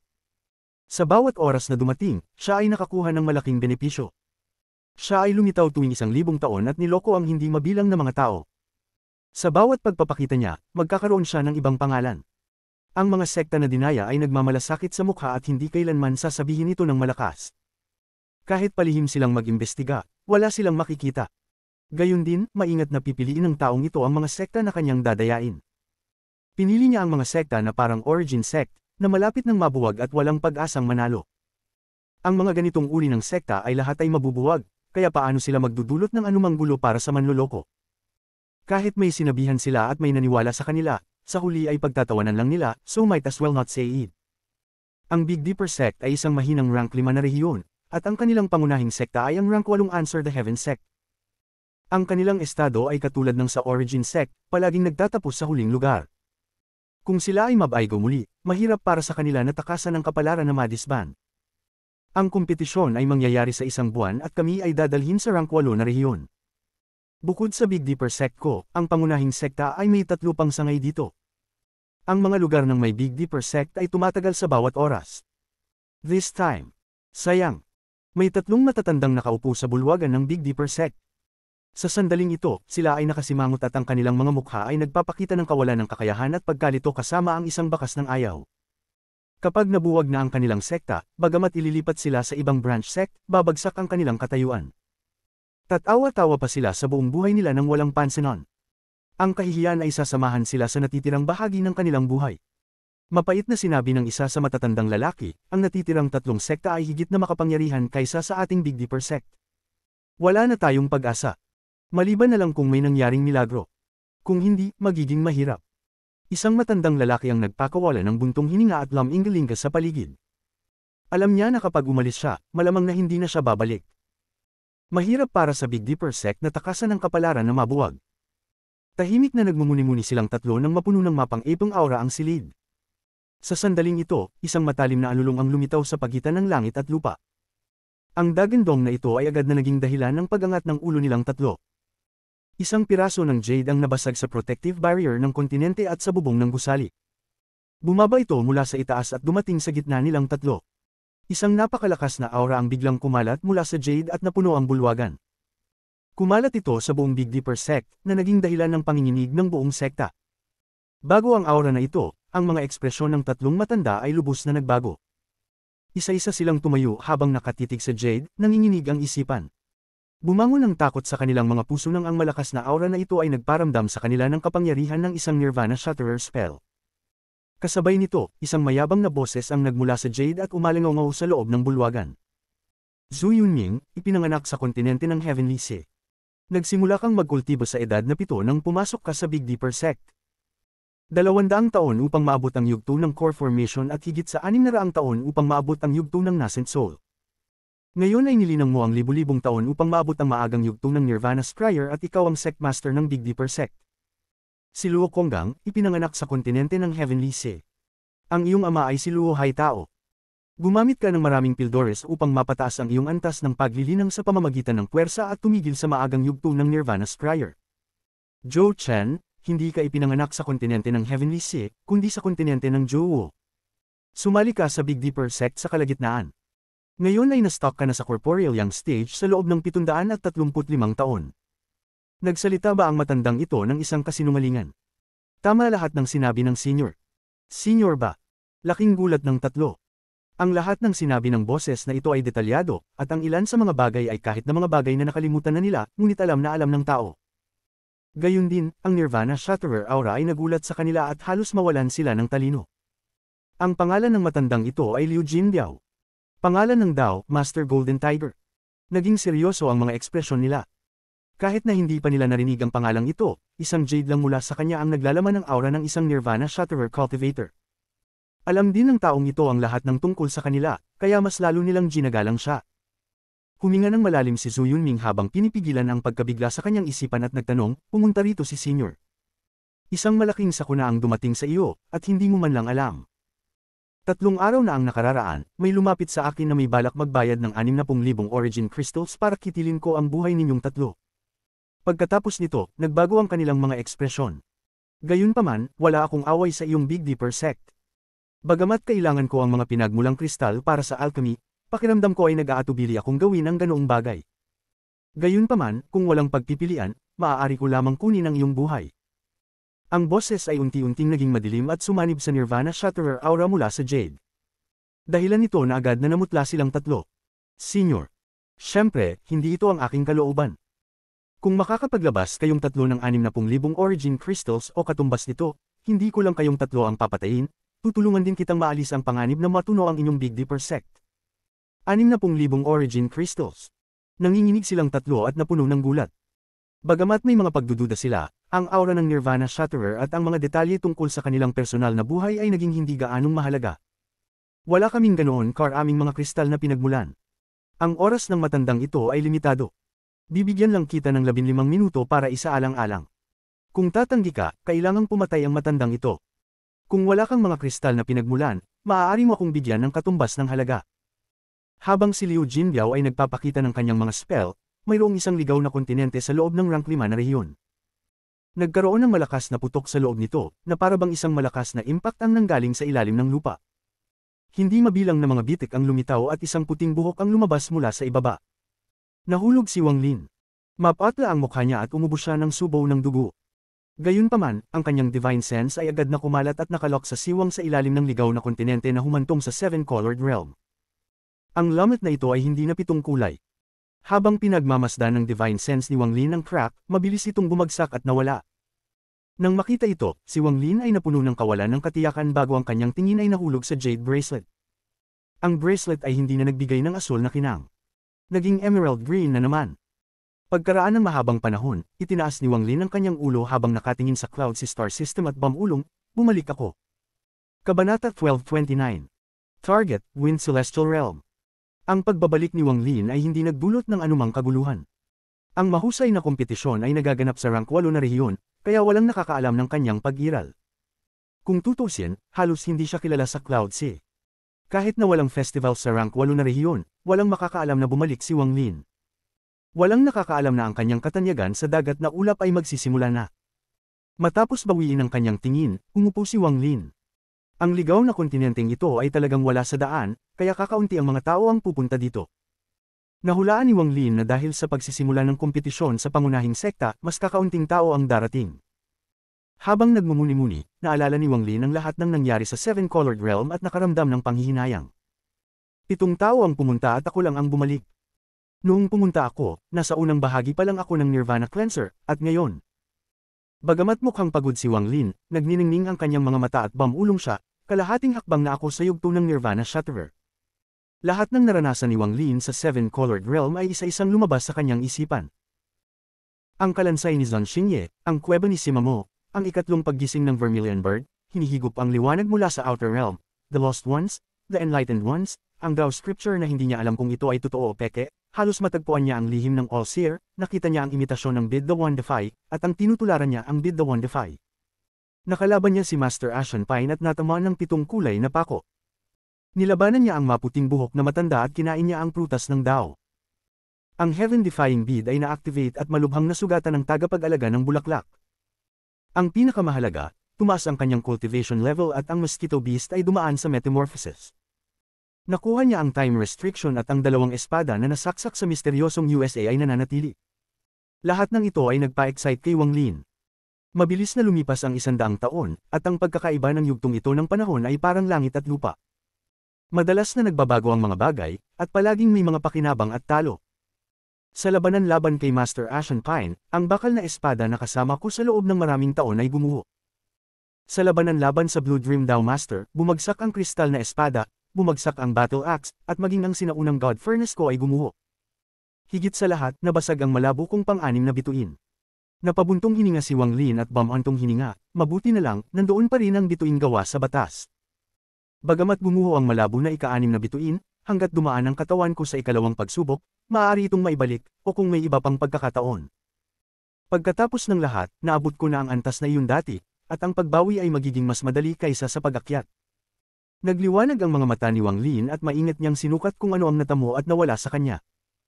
Malinaw niyang alam na kumpara sa natalo niya, ang kanyang mga natamo sa paglalakbay sa Seven-Colored Realm ay mas malaki.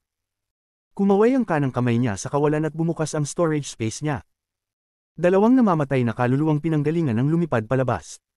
Ang dalawang pinagmulang kaluluwang ito ay ang dalawang panlabas na kaharian na may mga tato na kidlat at apoy. Hindi pinatay ni Wang Lin ang kanilang pinagmulang kaluluwang ngunit kinolekta sila. Idiniin niya ang kanyang kamay sa kanilang pinagmulang kaluluwa at pilit na hinanap ang kanilang mga alaala. Ang dalawang kaluluwang pinanggalingan ay nanginig at nagpakawala ng malungkot na hiyawan. Unti-unti silang hamina hanggang sa sumabog sila sa pinagmulang enerhiya, na hinihigop ni Wang Lin upang tulungan siyang makabangon. Sa loob ng Seven-Colored Realm, hinanap na ni Wang Lin ang mga alaala ng kabataan mula sa angkan ng alipin. Ngayong nahanap na rin niya ang kanilang mga alaala, nadagdagan ang kanyang pangunawa sa Outer Realm. Nagningning ang kanyang mga mata at bamulong, ang sinaunang sistema ng bituin. Ang limang mataas na sinaunang guro. Habang nagmumuni-muni, kumuha si Wang Lin ng maraming hilang pil at kinain ang mga ito habang ang kanyang mga kamay ay nakasil bago ipinikit ang kanyang mga mata. Bagaman siya ay nagpapagaling, ang kanyang banal na pakiramdam ay kumalat. Kung may bakas ng gulo ay agad siyang madyay gising. Habang gumaling si Wang Lin, ang pinagmulan ng enerhiya ng mundo ay unti-unting naipon at hinihigop niya. Unti-unting lumipas ang oras. Pagkaraan ng 3 araw, binuksan ni Wang Lin ang kanyang mga mata. Ang kanyang tingin ay parang kidlat na maaaring tumagos sa fog sa kanyang harapan. Tumayo siya. Bagamat ang mga sugat sa kanyang katawan ay hindi pa ganap na gumaling, hindi ito makakaapekto sa kanya sa pakikipaglaban. Kailangan lang nila ng ilang oras para gumaling. Gayunpaman, ang mga pinsala sa kanyang pinanggalingang kaluluwa ay napakalubha, at ito ay magiging mahirap na mabawi sa maikling panahon. Medyo nag-isip si Wang Lin. Nakaramdam pa rin siya ng kirot sa pinanggalingan niyang kaluluwa. Kahit na iniisip ang palad mula sa Blue Dream Daw Master ngayon, nabigla pa rin siya. Ito ang lakas ng ikatlong hakbang. Nagliwanag ang mga mata ni Wang Lin. Maaga o huli, mararating ko rin ang hakbang na iyon. Tiningnan ni Wang Lin ang bracelet sa kanyang pulso at nagpakawala ng buntong hininga. Hinubad niya ito at inilagay sa loob ng storage space niya. Ikinumpas niya ang kanyang kanang kamay at lumipad ang 3 pinagmulang kaluluwa mula sa kanyang storage space. Ang unang pinanggalingan na kaluluwa ay si Chen Tianjun, ngunit ito ay kalahati lamang nito, at ito ay nasa malapit ng mamatay. Malabo ito at parang magwawala kung ihip ng hangin. Nangako si Wang Lin na ilalabas siya sa Seven-Colored Realm. Kahit na siya ay matagumpay, ang katawan ni Chen Tianjun ay bumagsak at ang kanyang pinagmulang kaluluwa ay maaaring masira anumang oras. Habang nagmumuni-muni, kumalat ang divine sense ni Wang Lin at dahan daw ang pumasok sa malabong kaluluwa ni Chen Tianjun. Kasamang Cultivator Chen, umalis na tayo sa Seven-Colored Realm. Ang mensahe ni Wang Lin ay umalingaw sa pinanggalingan na kaluluwa ni Chen Tianjun. Salamat, fellow cultivator. Please. Tulungan mo ako minsan pa. Ibalik mo ako sa Battle Beast Sect. May iligtas ako ng aking guro. Ang pinagmulang kaluluwa ni Chen Tianjun ay masyadong mahina, at pagkatapos ipadala ang mensaheng ito, ang kanyang pinagmulang kaluluwa ay naging mas malabo. Okay. Sumang-ayon si Wang Lin, pagkatapos ay ikinaway niya ang kanyang kamay at ibinalik ang pinagmulang kaluluwa ni Chen Tianjun sa loob ng kanyang storage space. Bumaba ang kanyang tingin sa pangalawang pinanggalingan na kaluluwa. Iyon ay ang matandang babae sa berde.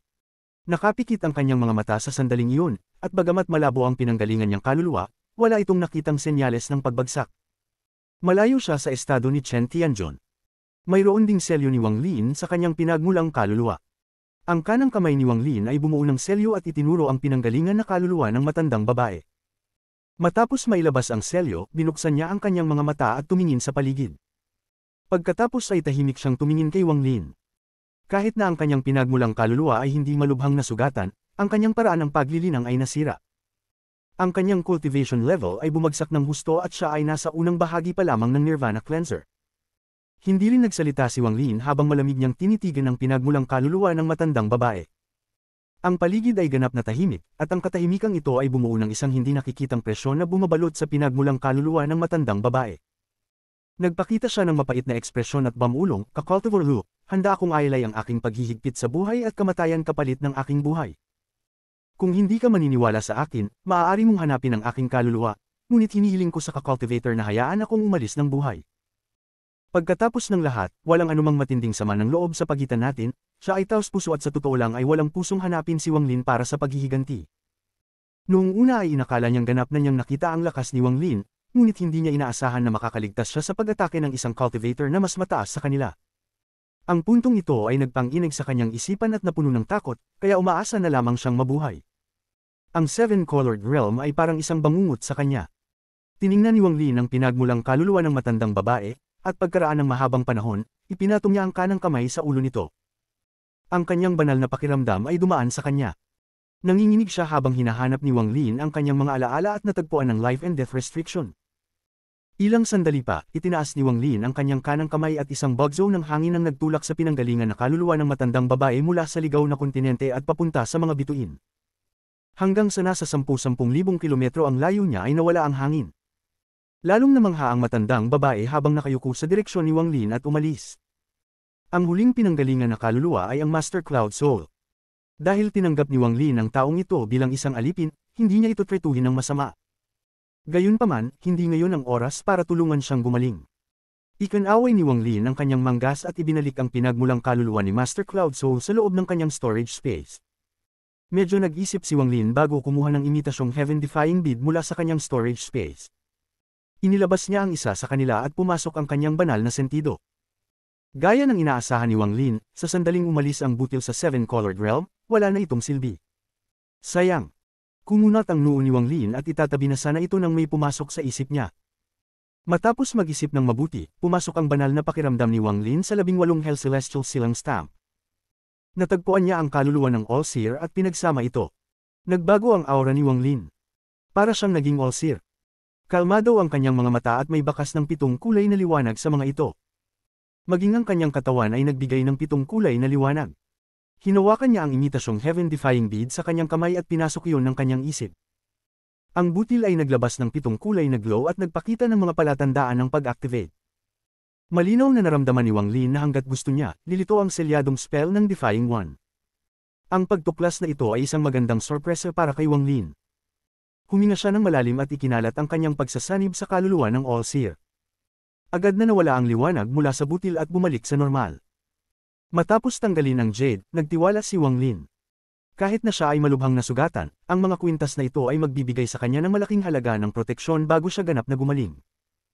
Ang pinakamahalagang bagay ngayon ay ang magpagaling at pumunta sa Wind Celestial Realm para kumuha ng kawan ng hayop ng lamok. Pagkatapos ay makakagalaw na ako sa gusto ko sa Cloud Sea. Kung tungkol sa kompetisyon ng Origin Sect sa pangunahing sekta, tatagal pa ito ng ilang buwan, kaya walang nagmamadaling pumunta. Sa ngayon kailangan kong pumunta sa Wind Celestial Realm sa lalong madaling panahon. Nagpasya si Wang Lin at bumaril sa mga bituin sa napakabilis na bilis. Nakakuha siya ng malaking halaga ng mga mapa ng bituin mula kay Pang Li 100 taon na ang nakalilipas, at kabisado na niya ang mga ito.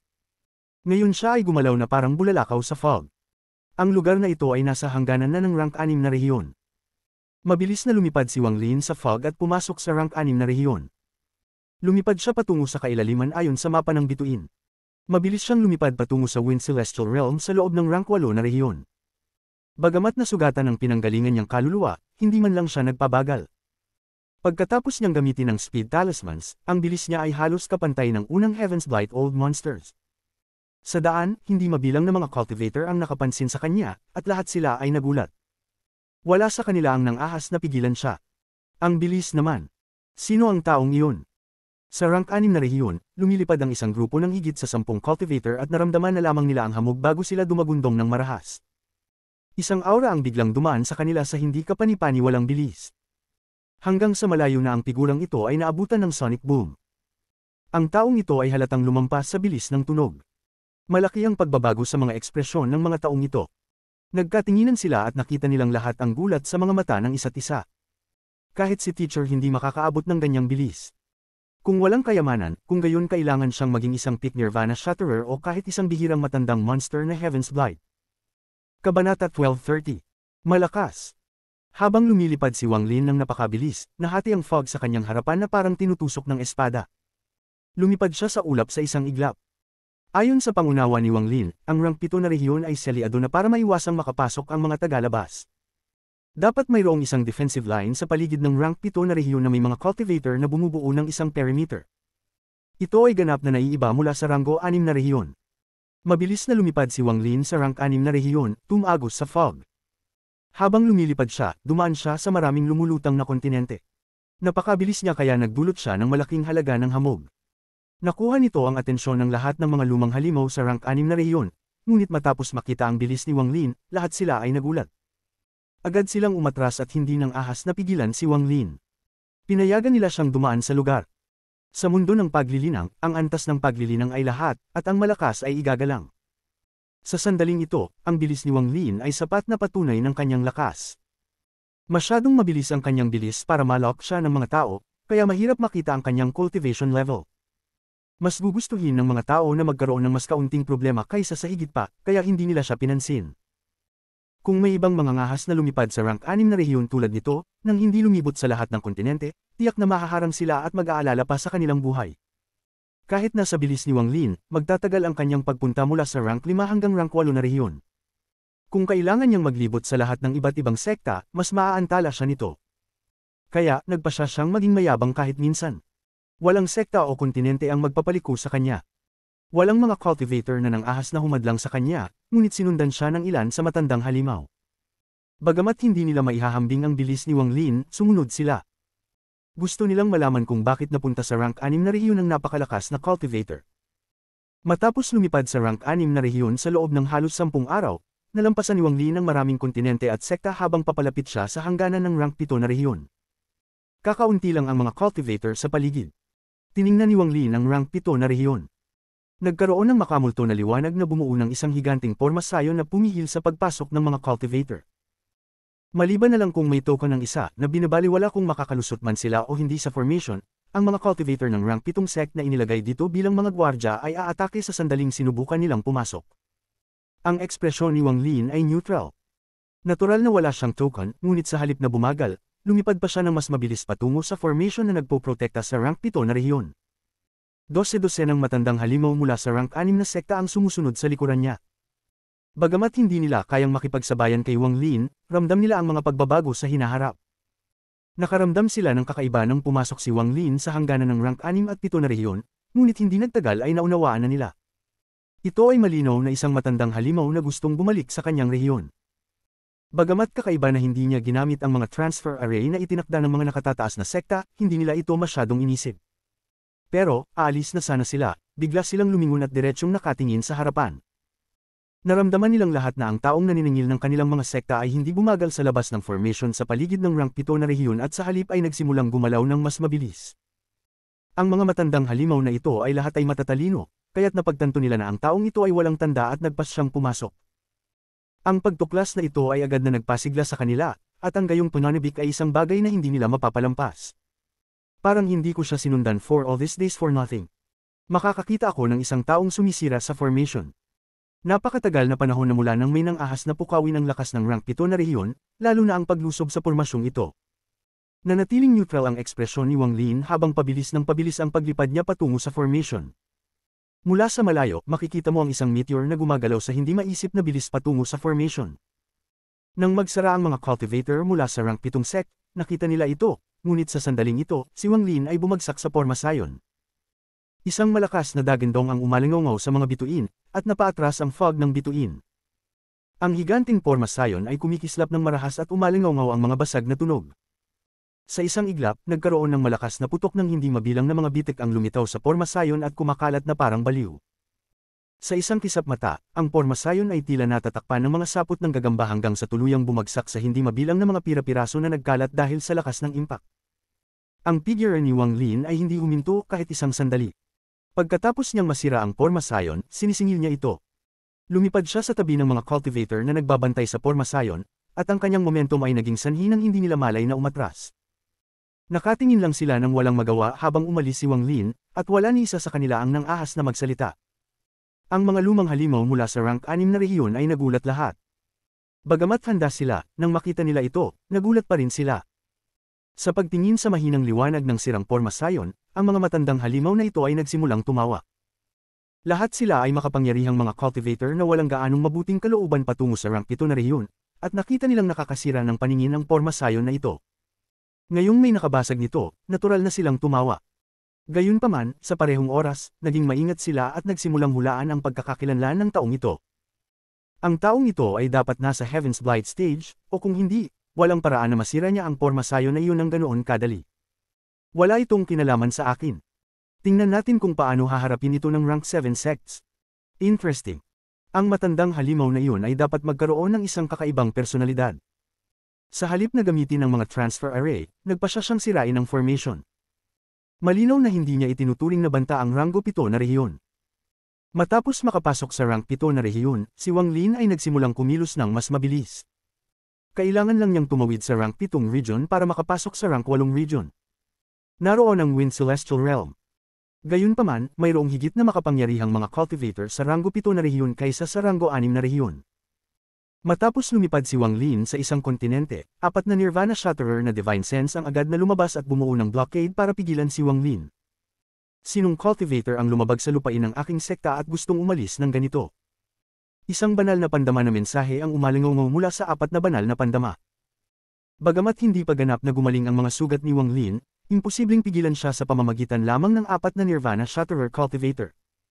Neutral ang ekspresyon niya habang winuwagayway ang kamay habang pasulong. Isang higanting pamang lumitaw. Napakalaki ng palad na ito at parang kayang sakop nito ang buong kontinente. Sa sandaling ito ay lumitaw, ang pinagmulan ng enerhiya ay nagtipon na parang baliw at maging ang fog ay nagsimulang manginig at umikot. Isang malakas na kapangyarihan ang bumaba sa mundo. Lumitaw ang palm print at dumaan sa 4 na divine senses sa harap ni Wang Lin. War Spirit Print. God Sect Cultivator. Ang 4 na banal na pandama ay nagsiwalat ng mga hitsura ng hindi paniniwala at umatras ng walang pag-aalinlangan. Gayunpaman, ang palad ay masyadong mabilis at direktang damapo sa 4 na banal na pandama. Isang dumadagindong na dagindong ang umalingaw at lumikha ng isang higanting shockwave. Maging ang kontinente na kinaroroonan ng sekta ay nanginginig ng husto at inilipat ng ilang libong talampakan. Dumagundong ang higanting palm print na ito habang lumilipad pasulong at patuloy na sumisipsip ng pinagmulang enerhiya. Lumaki ito ng palaki, at mas nakakatakot ang aura na binigay nito. Sumunod si Wang Lin pagkatapos ng palm print. Sa pagbukas ng palad sa landas, nagsimulang magkalat ang hamog. Ang lahat ng ito ay nangyari sa isang iglap. Mabilis na lampas sa imahinasyon. Mayroong 4 na pavilion sa 4 na sulok ng kontinente na inilipat ng ilang libong talampakan, at bawat isa ay may isang matanda na nakaupo sa loob. Lahat sila ay umubo ng dugo at ang kanilang mga mata ay puno ng gulat at takot. Lumipad sila palabas at tiningnan kung saan nawala si Wang Lin. Ramdam pa rin nila ang dagindong at pag-iipon ng pinagmulang enerhiya sa di kalayuan. Nagulat sila sa War Spirit Print at natakot sa kapangyarihan ng taong gumamit nito. Ang taong iyon ay sapat na malakas upang walisin ang aking ranggo 7 na rehiyon. Sa kabutihang palad, hindi namin siya masyadong na-provoke o nag-reveal ng killing intent. Nais lang naming manatili siya upang sagutin ang ilang mga katanungan. Nagawa niya kaming sakta ng isang palad lang, at hindi man lang niya ginamit ang buong lakas. Nagkatinginan silang 4 at nilalanghap ang malamig na hangin. Nakaramdam sila ng matinding takot.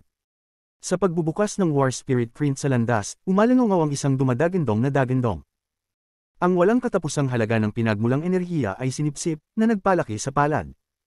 Kung ito ay 100 taon na ang nakakaraan, mawawala ng kontrol si Wang Lin, ngunit sa ngayon ay mas kakayanin pa niya. Lumipad siya sa likod ng palm print habang nagwawali sa mga bituin. Isang anino ang lumitaw sa harap niya. Ito ay isang ligaw na kontinente. Nagkaroon ng dumadagindong na dagindong ng diretsyong damapo ang palm print sa kontinente. Dumagundong ang kontinente at hindi mabilang na mga bitik ang lumitaw dito habang tumusok ang palm print. Ang kontinente ay nahati sa 2. Sa kapangyarihang ito, sino sa rank 7 na rehiyon ang maglalakas loob na lumaban? Mabilis na nakatakas ang lahat ng nakakita sa paparating na palad. Ang ilan ay natakot dahil nakalkulan nila na ang kanilang mga sekta ay humahadlang. Nagpadala sila ng mga cultivator upang ilipat ang kanilang kontinente na 10,000 kilometro ang layo upang gumawa ng landas. Si Wang Lin ay gumugol ng halos 10 araw sa War Spirit Print na nagbukas ng isang landas, At unti-unti siyang nagsara sa rank 8 na rehiyon.